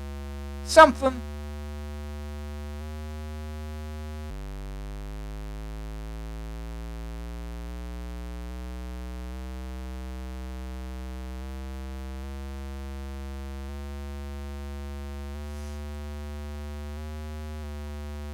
It's already better than Enduro Racer.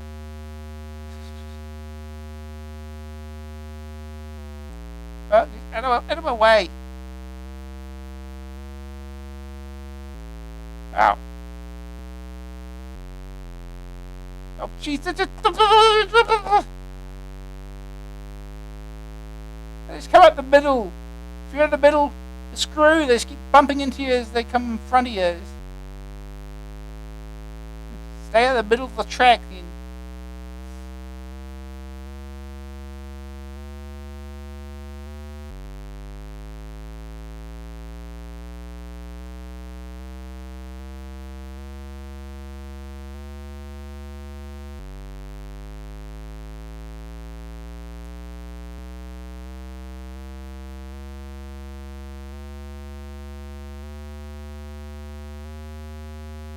Birdland. Oh no! Birdland! Time's running out.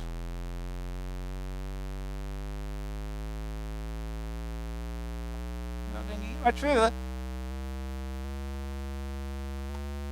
3-key conversion? Yes, pretty much. So much so that they got attribute clash and buzzer music. Face best races. We don't race into your name.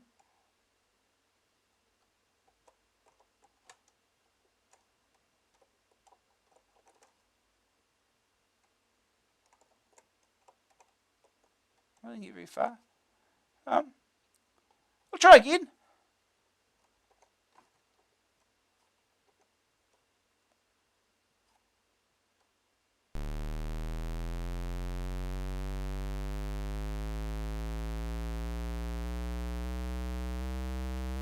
So we get past stage 2.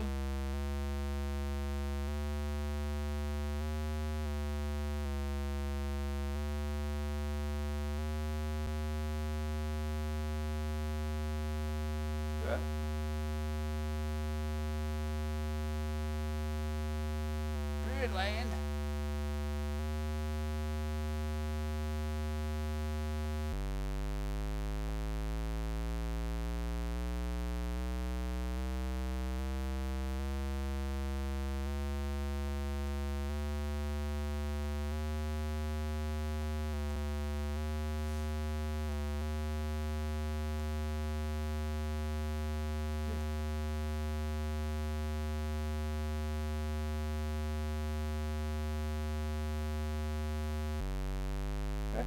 for Birdland.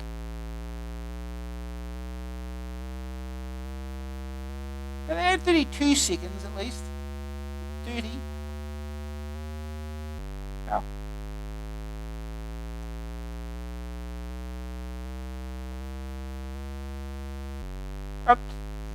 Hitbox, please.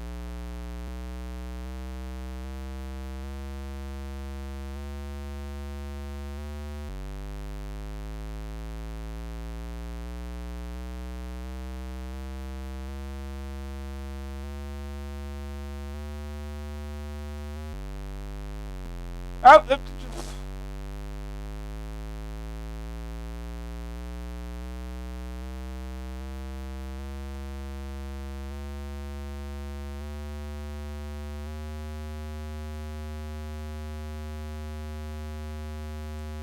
foul this too.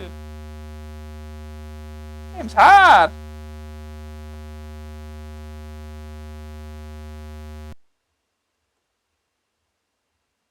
We blame Birdland. You just can't hit anything.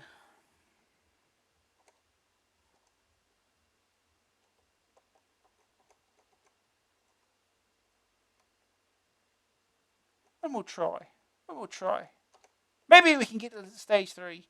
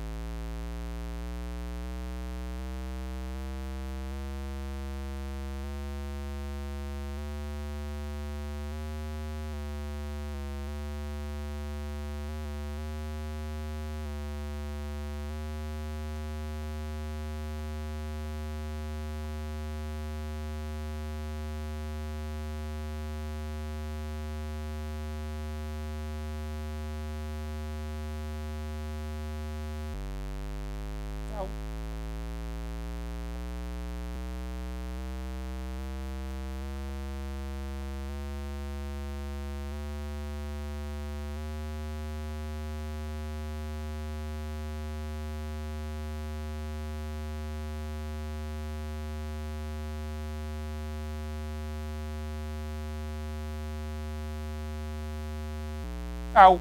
Ah! Well, that's torn that.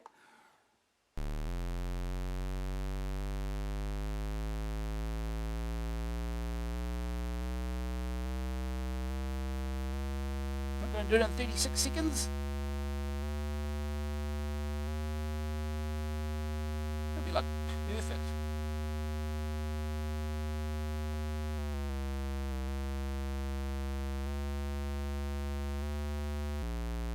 Oh, yeah, this is over now. Oh, barge into you from behind. It's fine. Perfectly normal behaviour.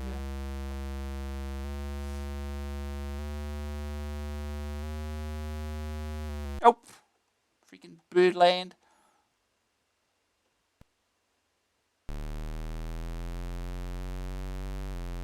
Ah, get out of the way.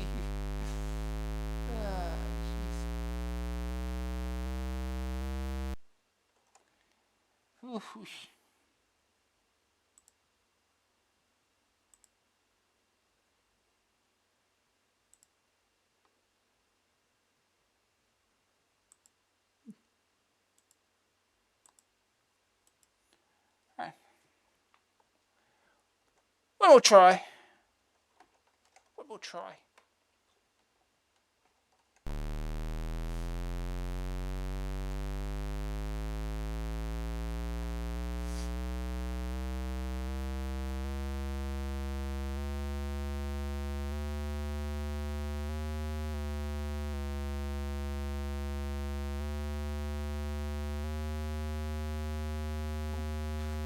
Oh, lights flickering. That's a good sign for later.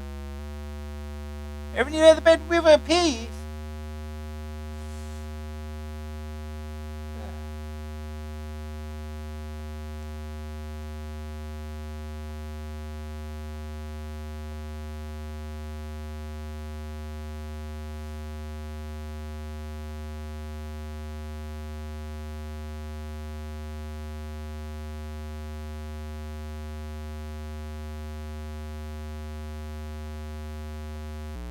Ow!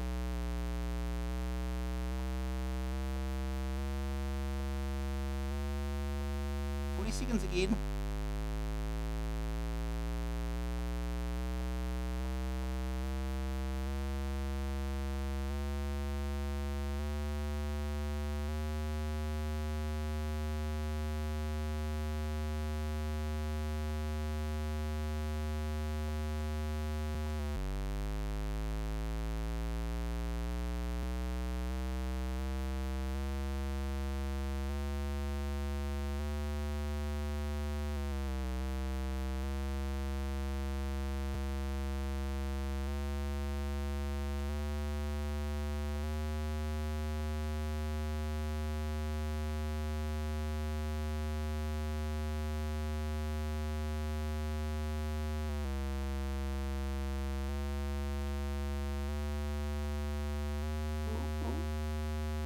Three, two. Oh, thank God.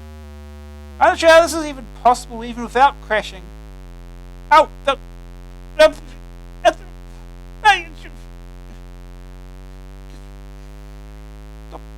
bumping into you in the corner.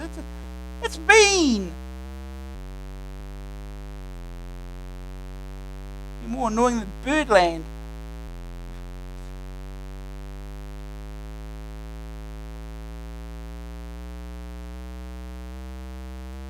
This was rude.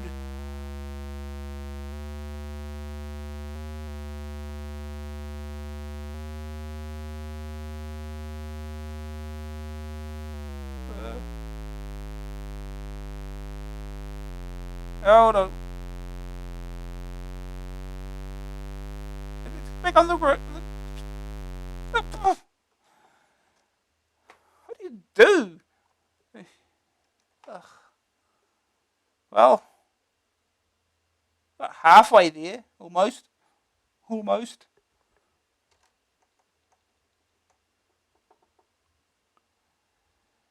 Anyway, we'll move on. I think it's enough of that.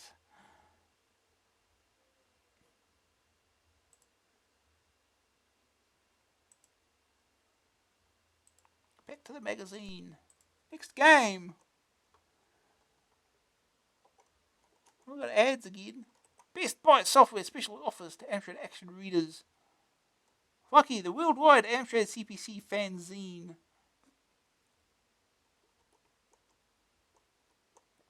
School software, use the 3 bears again.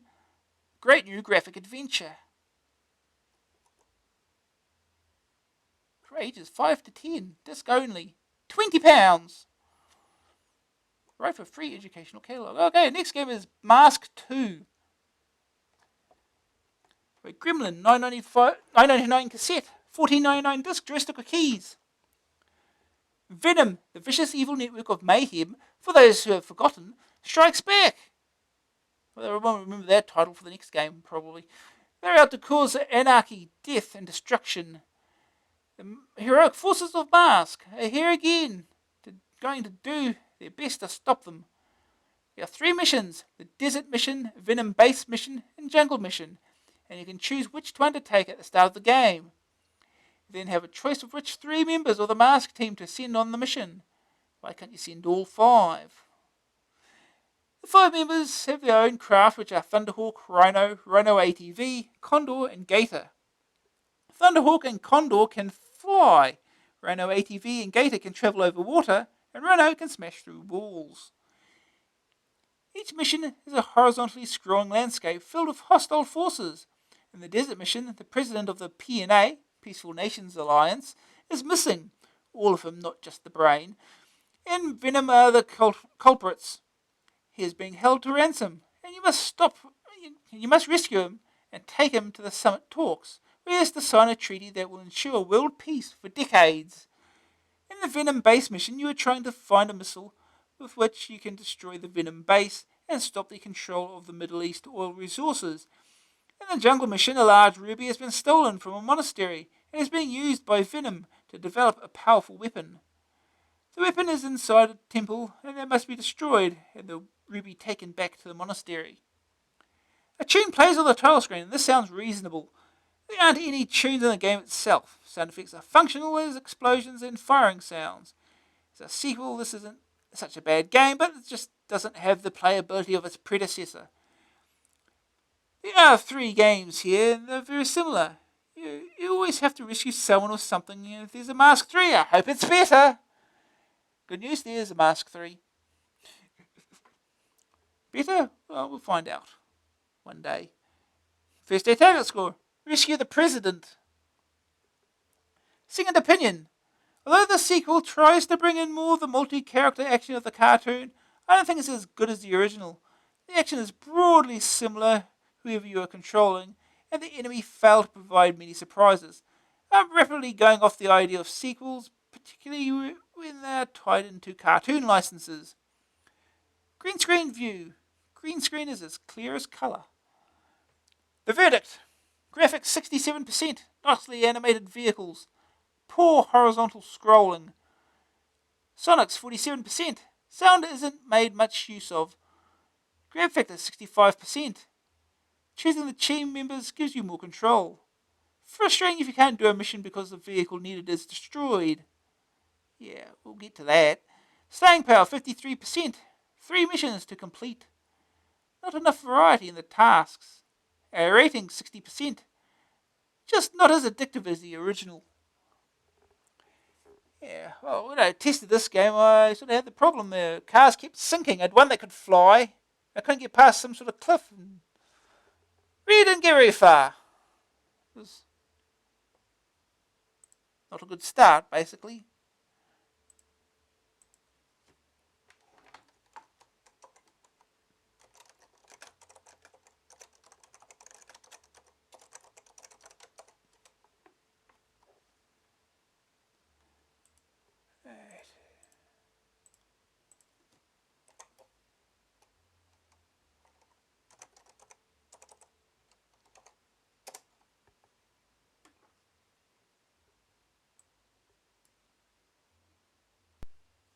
Ooh, Doomdark's Revenge. If I remember, that game probably takes a while to get into. You probably got a lot of time on your hands.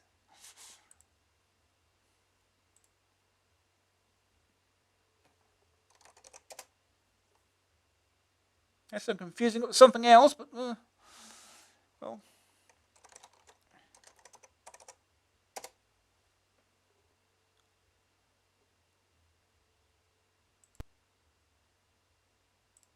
Cracked by Ace.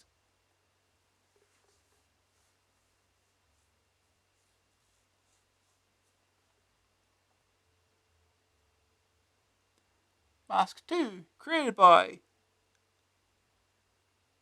Jason Perkins, Chris Carey. Graphics by Marcus and Steve. That font is hard to read. Mask is loading. Please wait.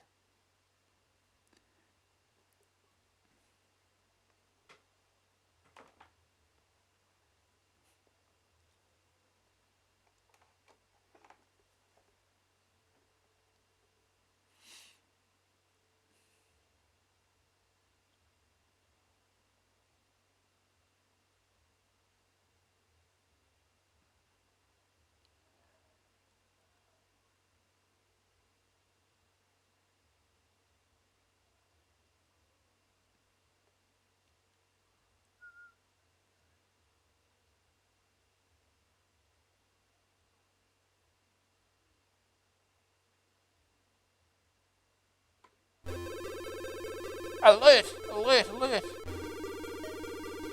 Venom are building a new base in the Middle East to coordinate their plans to control the oil resources. Your mission is to destroy it. Okay.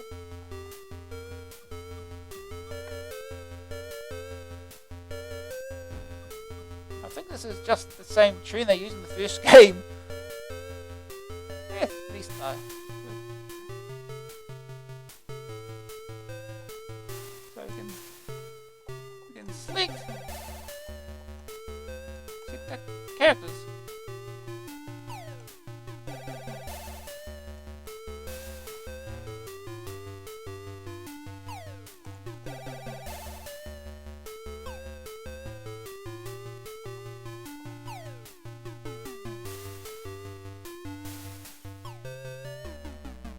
Okay.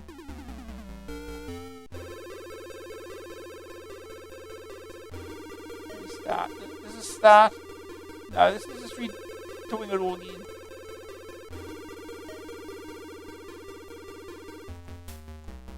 So, how do we start? Is this start? No. Let's just change his mission, right? Freedom by holding the prison or the P&A in the desert. Your mission is to rescue him and take him with us.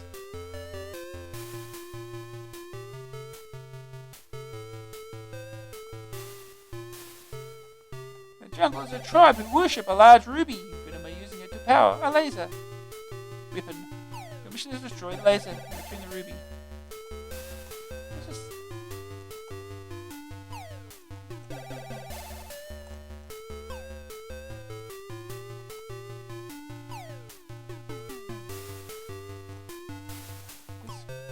Here we go.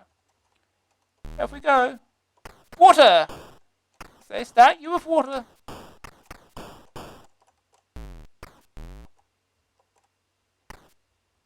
Thank God you can fly. We want a car that sinks, right?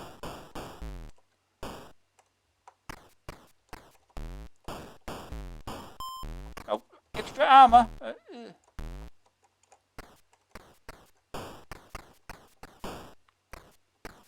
Volcano! Oh, jeez. Things come out of the volcano, huh? Or I'm dropping bombs as well, I see. Vehicle damaged! Switch vehicles.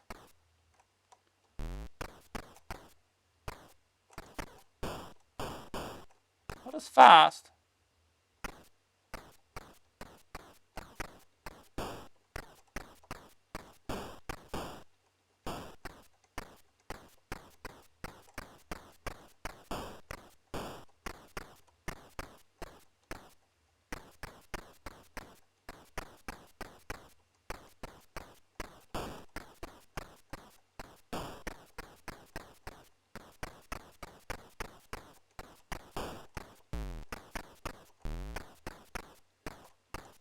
These look like mines. Vehicle damaged. That's all that's left. Drive along a rope bridge. It'll be fun. It's fine. No flying to this one. Oh! Okay. Fall through the... What?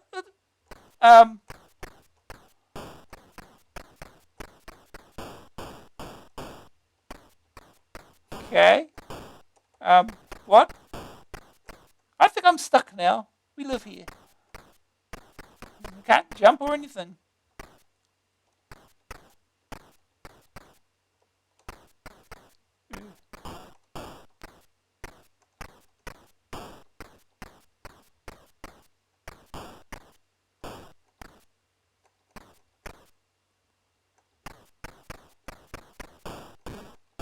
Well, we'll just shoot what we can.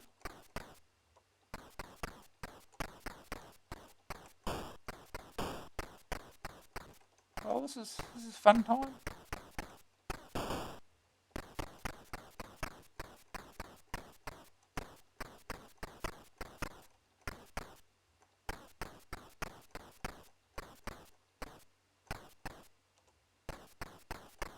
How are you supposed to know that you fall down there? You can't tell much.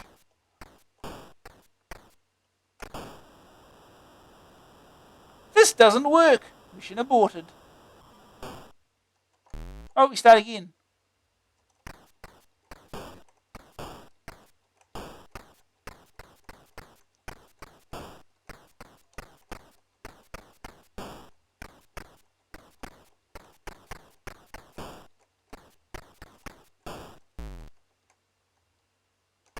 I'm sure it's at any time. So.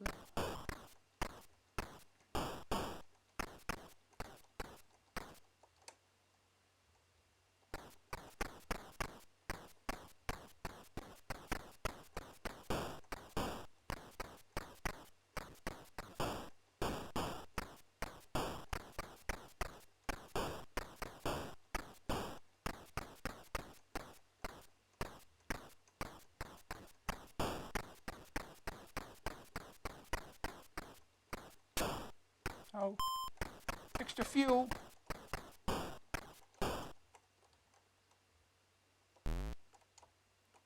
At least fly here.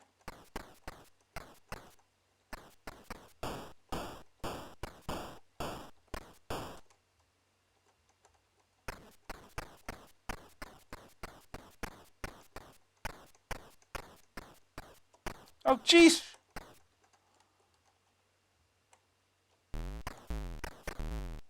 Oh. Oh, we got out. We got out. Water!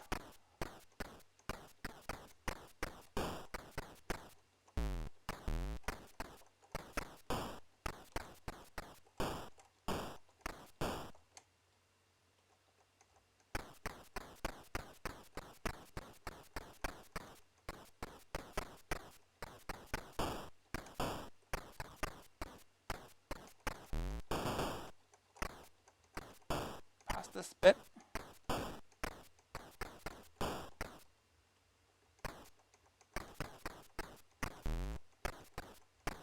Whee! Go really fast.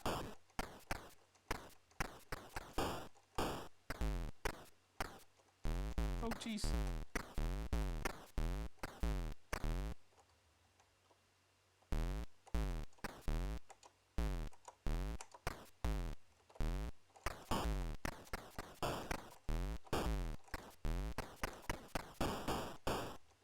Oh.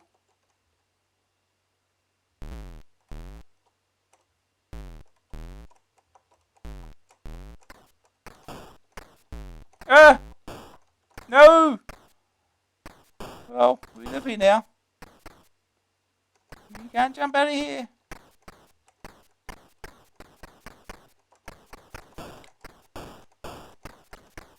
Kind of stuck now again. Oh, there we go.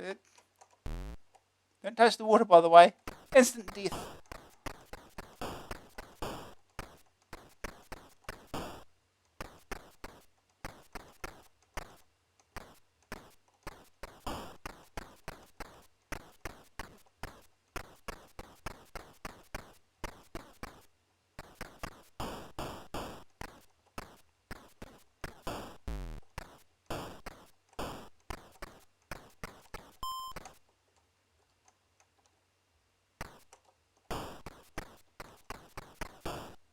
Oh, jeez, you can't go through these barrels. Useless.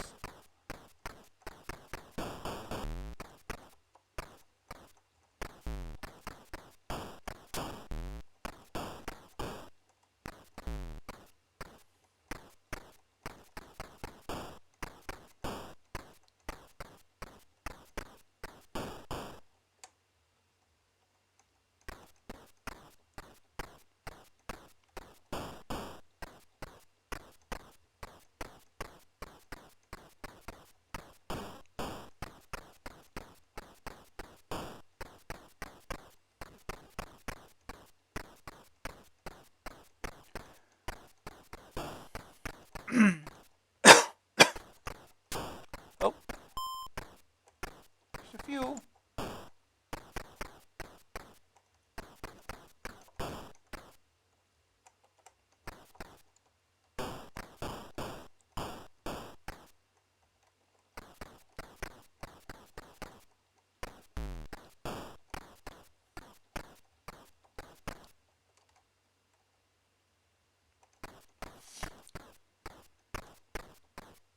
Oh.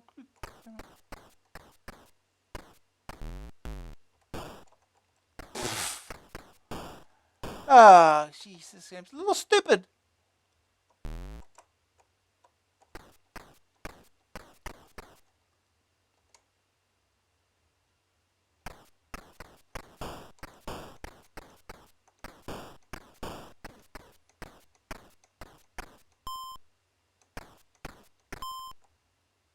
Oh, it turns into a boat. That's cute.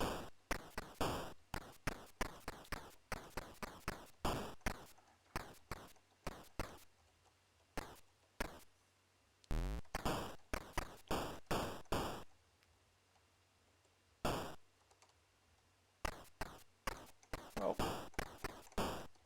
Stuck in some hole again, aren't we?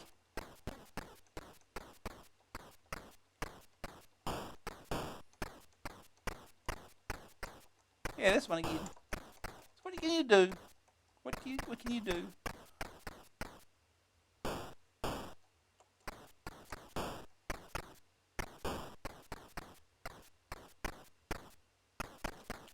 We just live here now. Ugh.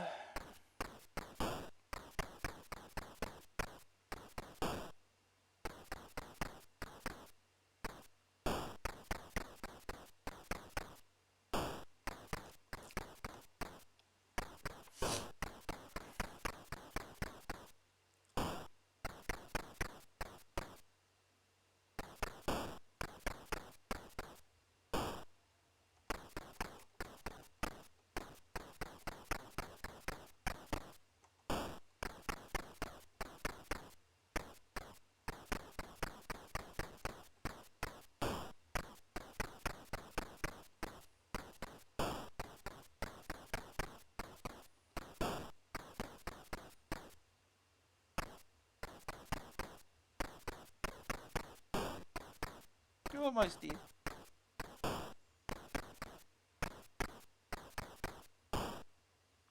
This doesn't work. Mission aborted.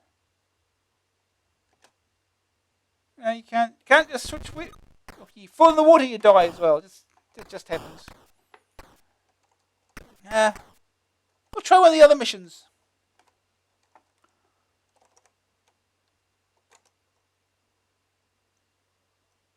Check these again.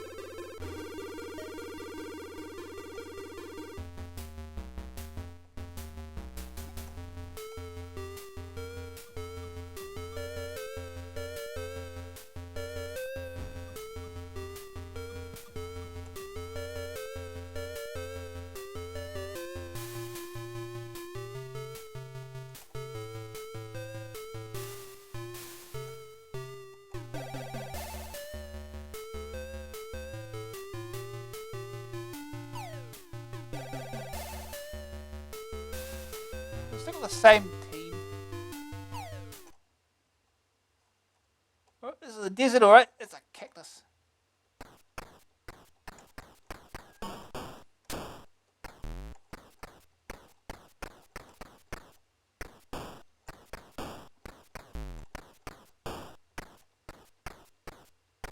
Flying seems to use a bit of fuel.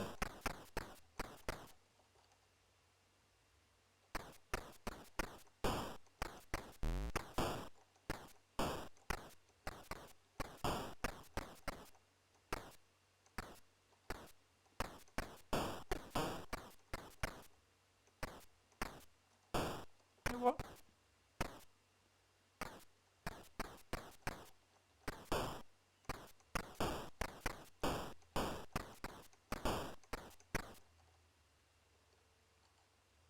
Oh, what am I doing? Stick with there's water here. Oh, we have to backtrack along here.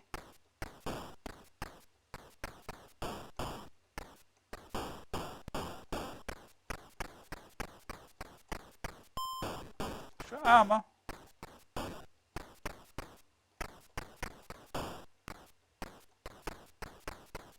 Oh, we can't.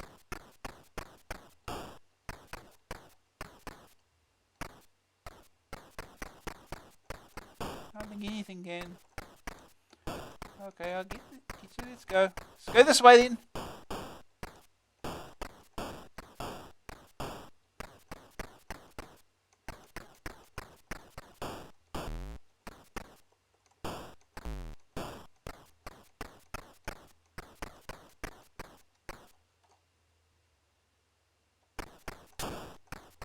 Oh, jeez. These mines, huh?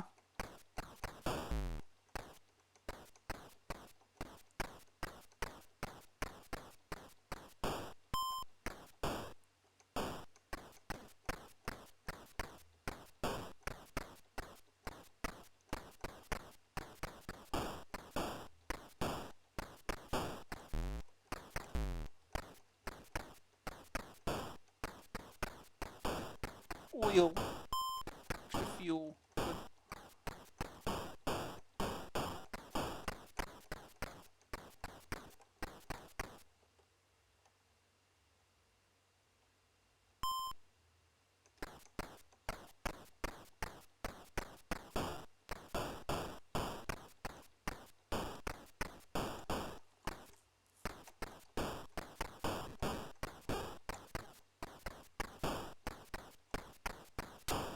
Oh, jeez.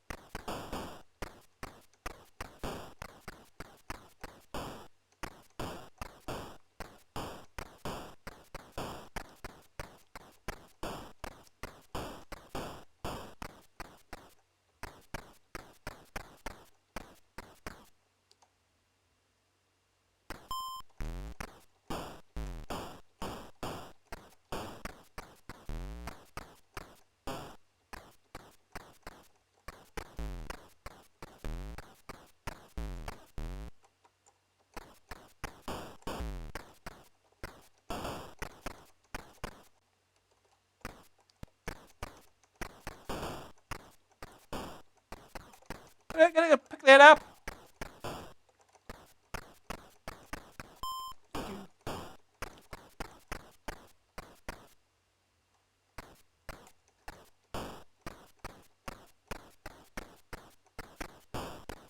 Jeez.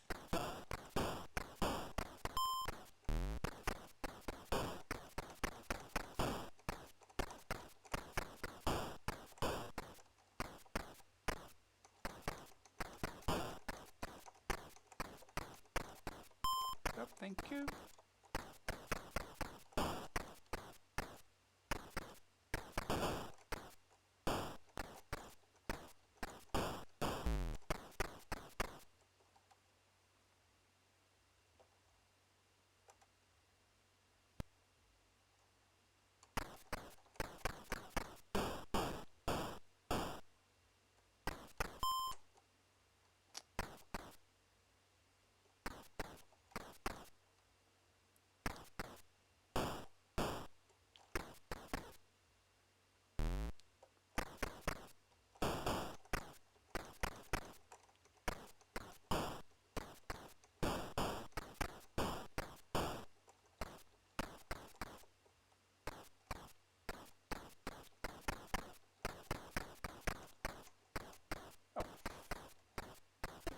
Can't do that, huh?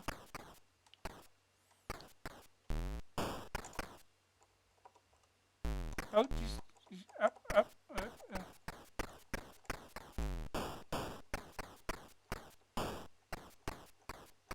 Oh, fuel's running out.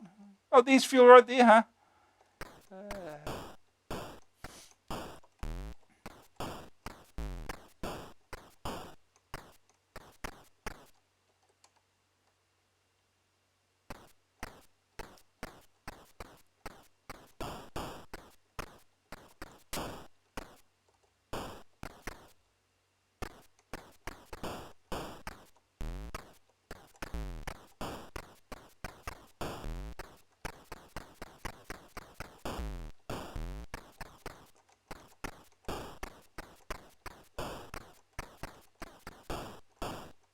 Vehicle damaged.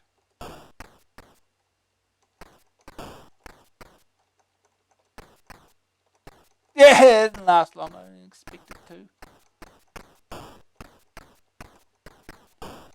So these mines. Oh! There's the president! In case you didn't figure that one out. It's something. He's got to escape now. He turned around. We gotta go back. It's gonna be fun.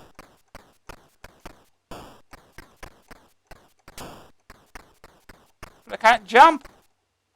That's it. Mission aborted. Oh, President Ronnie's dead. Never mind.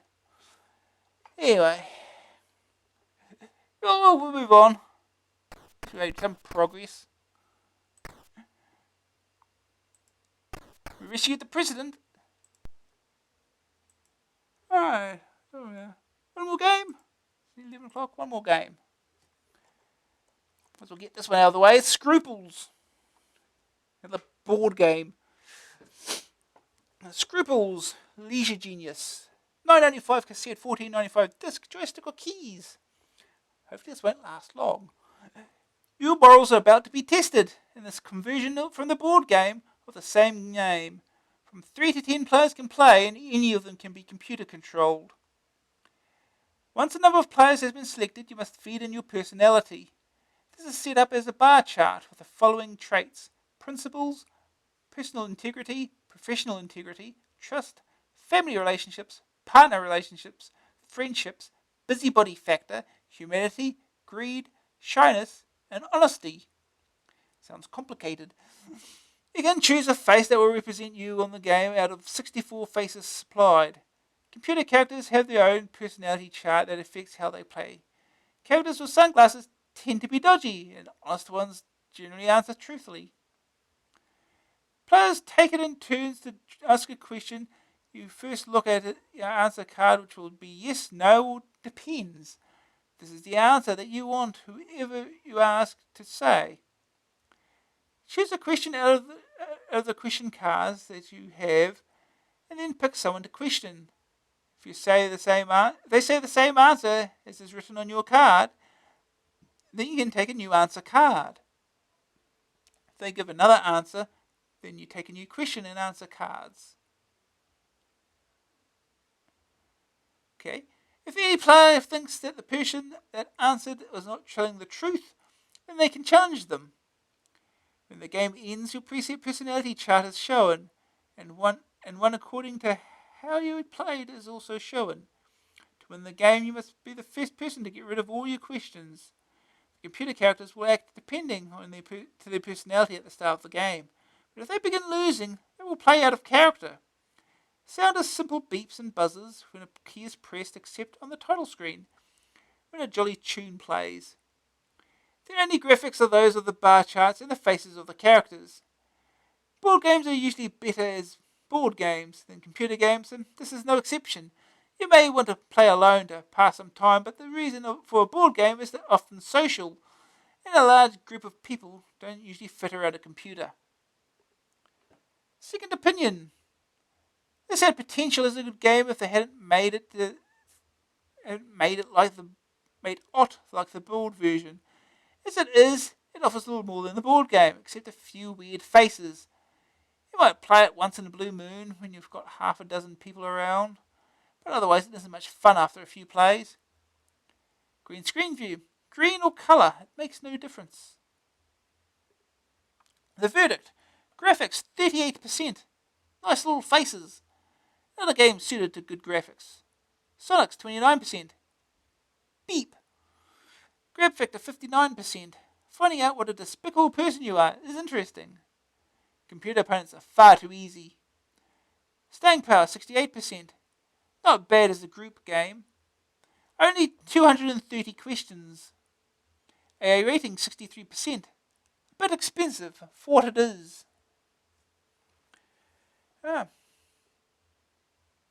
I guess it means we could just not play it and just let the computer play itself. That would be more interesting, because playing is not all that interesting. Whoops. Alright.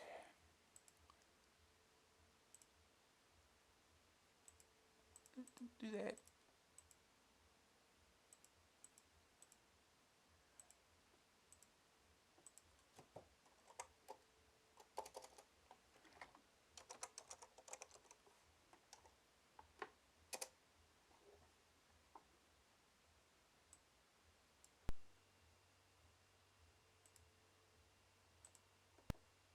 Oh, I haven't changed the thing yet. Yeah.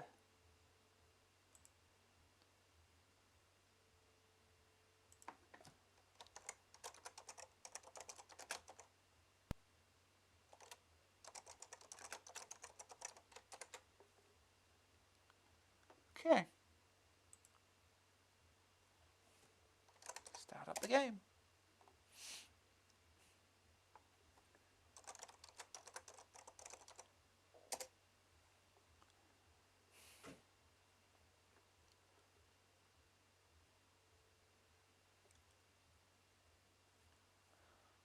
A Question of Scruples, the computer edition. Scruples copyright 1987, Hasbro Canada Inc. Code and graphics by Sentient Software. Oh.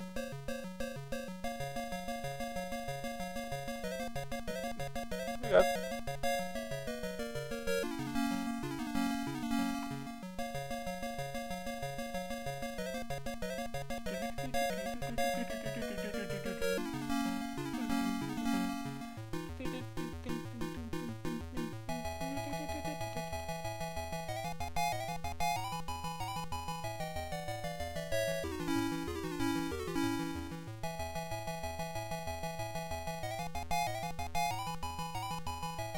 We'll stick with 3 players. We'll have them all controlled by the computer. Select face. Look, it's Mr. T. Go, Mr. T. Here we go. This is Mr. T's personality. This makes it easier to set up as well. Also, I have no idea what I'm doing. Computer, yes. Who's trustworthy here? I said ones with sunglasses are untrustworthy. We'll go with them.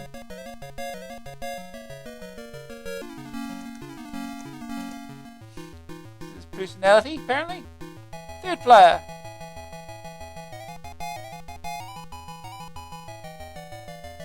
Ooh. Oh.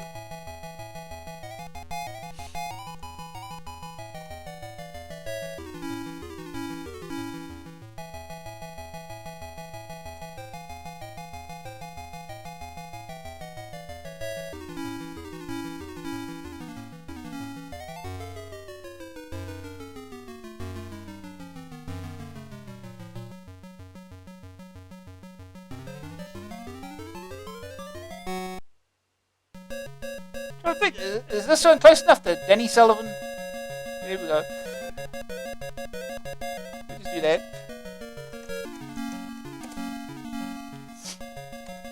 Now we just watch it play the game. Oh, we're going to set side B of the disc.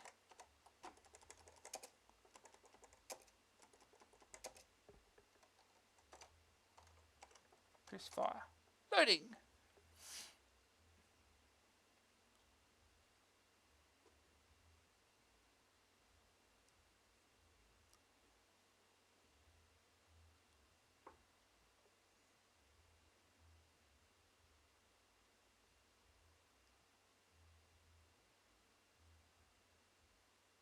Oh yeah, the faces are animated, of course.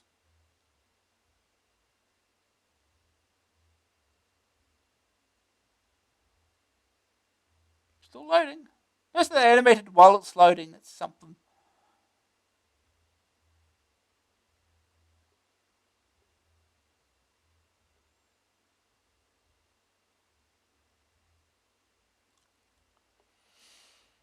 Huh.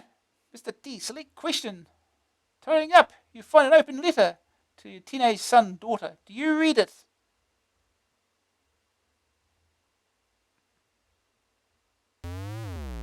Yes, no, depends. The answer is yes.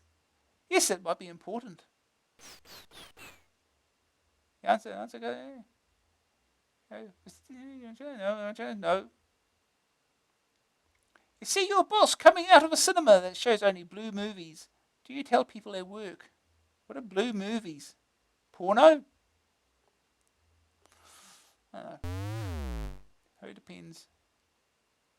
Depends what the attitude at work is like. That's an answer card match. Select question. On a visit to the Soviet Union, you are approached by someone in the street who asks you if you will sell them dollars at way above the official exchange rate. You know this is illegal. Do you agree? I said depends if I've got any dollars.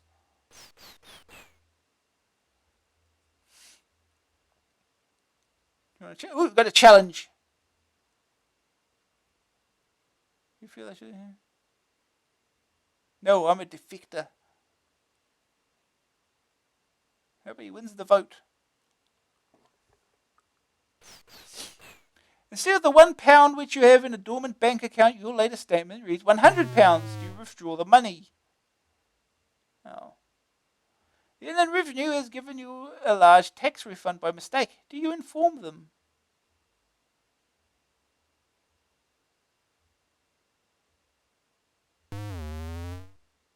No. I've overpaid before and didn't get anything back then.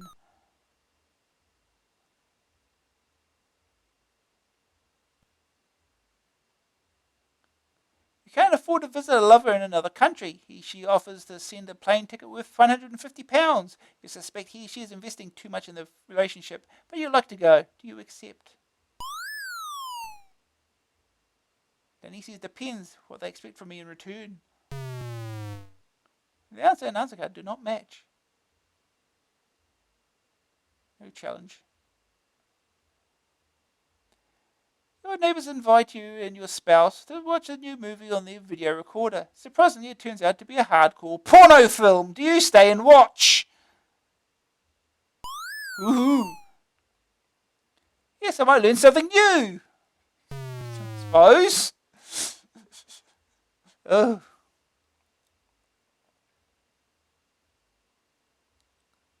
Instead of the £1 in which you have an dormant bank, we already had this one.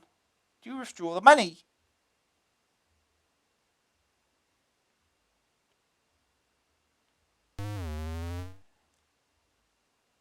Yes, the bank makes a vast profit anyway.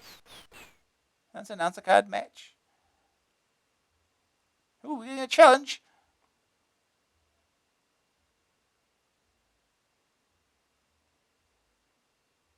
Nobody wins the vote. Oh. A friend's fiancé is flirting with you. Do you tell your friend? Your company is bidding on a contract. Your price is good, but you will take a week longer than your competitors. The customer asks you a delivery date. Do you tell them the truth? Depends. Whether it will lose me the contract.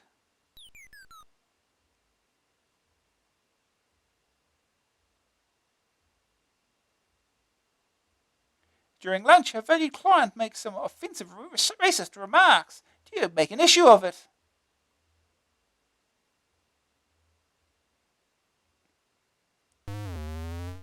Depends. The client is generally offensive.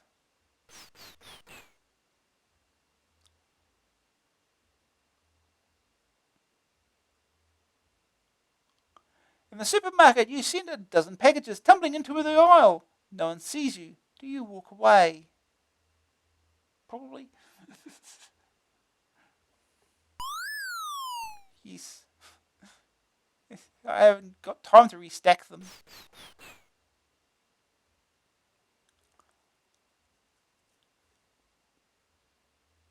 You make long-distance calls as part of your work for a middle-sized firm. Do you make long-distance private calls too, if you know they cannot be traced?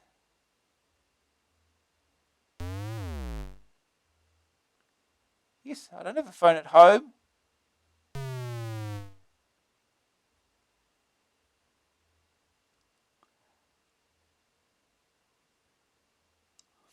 You lose a £25 bet with a friend. Do you wait until he asks for the money before paying?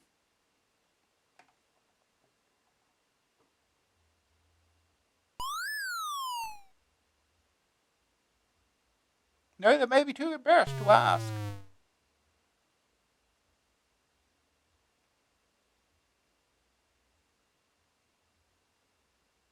Your teenage children ask if you ever smoked marijuana. You did. Do you lie in an effort to prevent them from taking up the habit? Maybe he took marijuana. Oh. Yes. Yes, I'd never admit to it.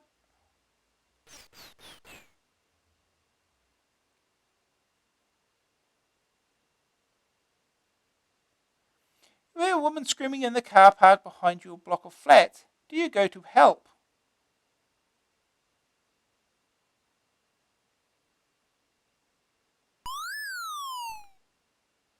Yes. I would enjoy pulverizing a rapist. Oh, oh, oh.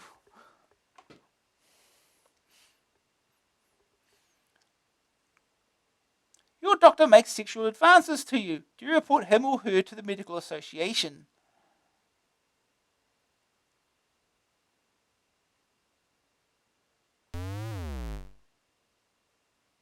Yes, doctors shouldn't do that sort of thing. Oh, no match.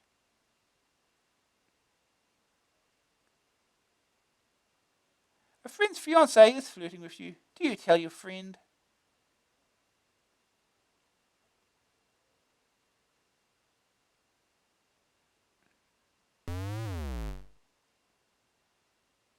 Depends how serious the flirting is.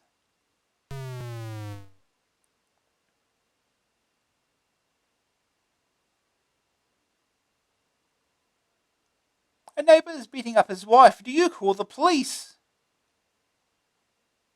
I would hope so.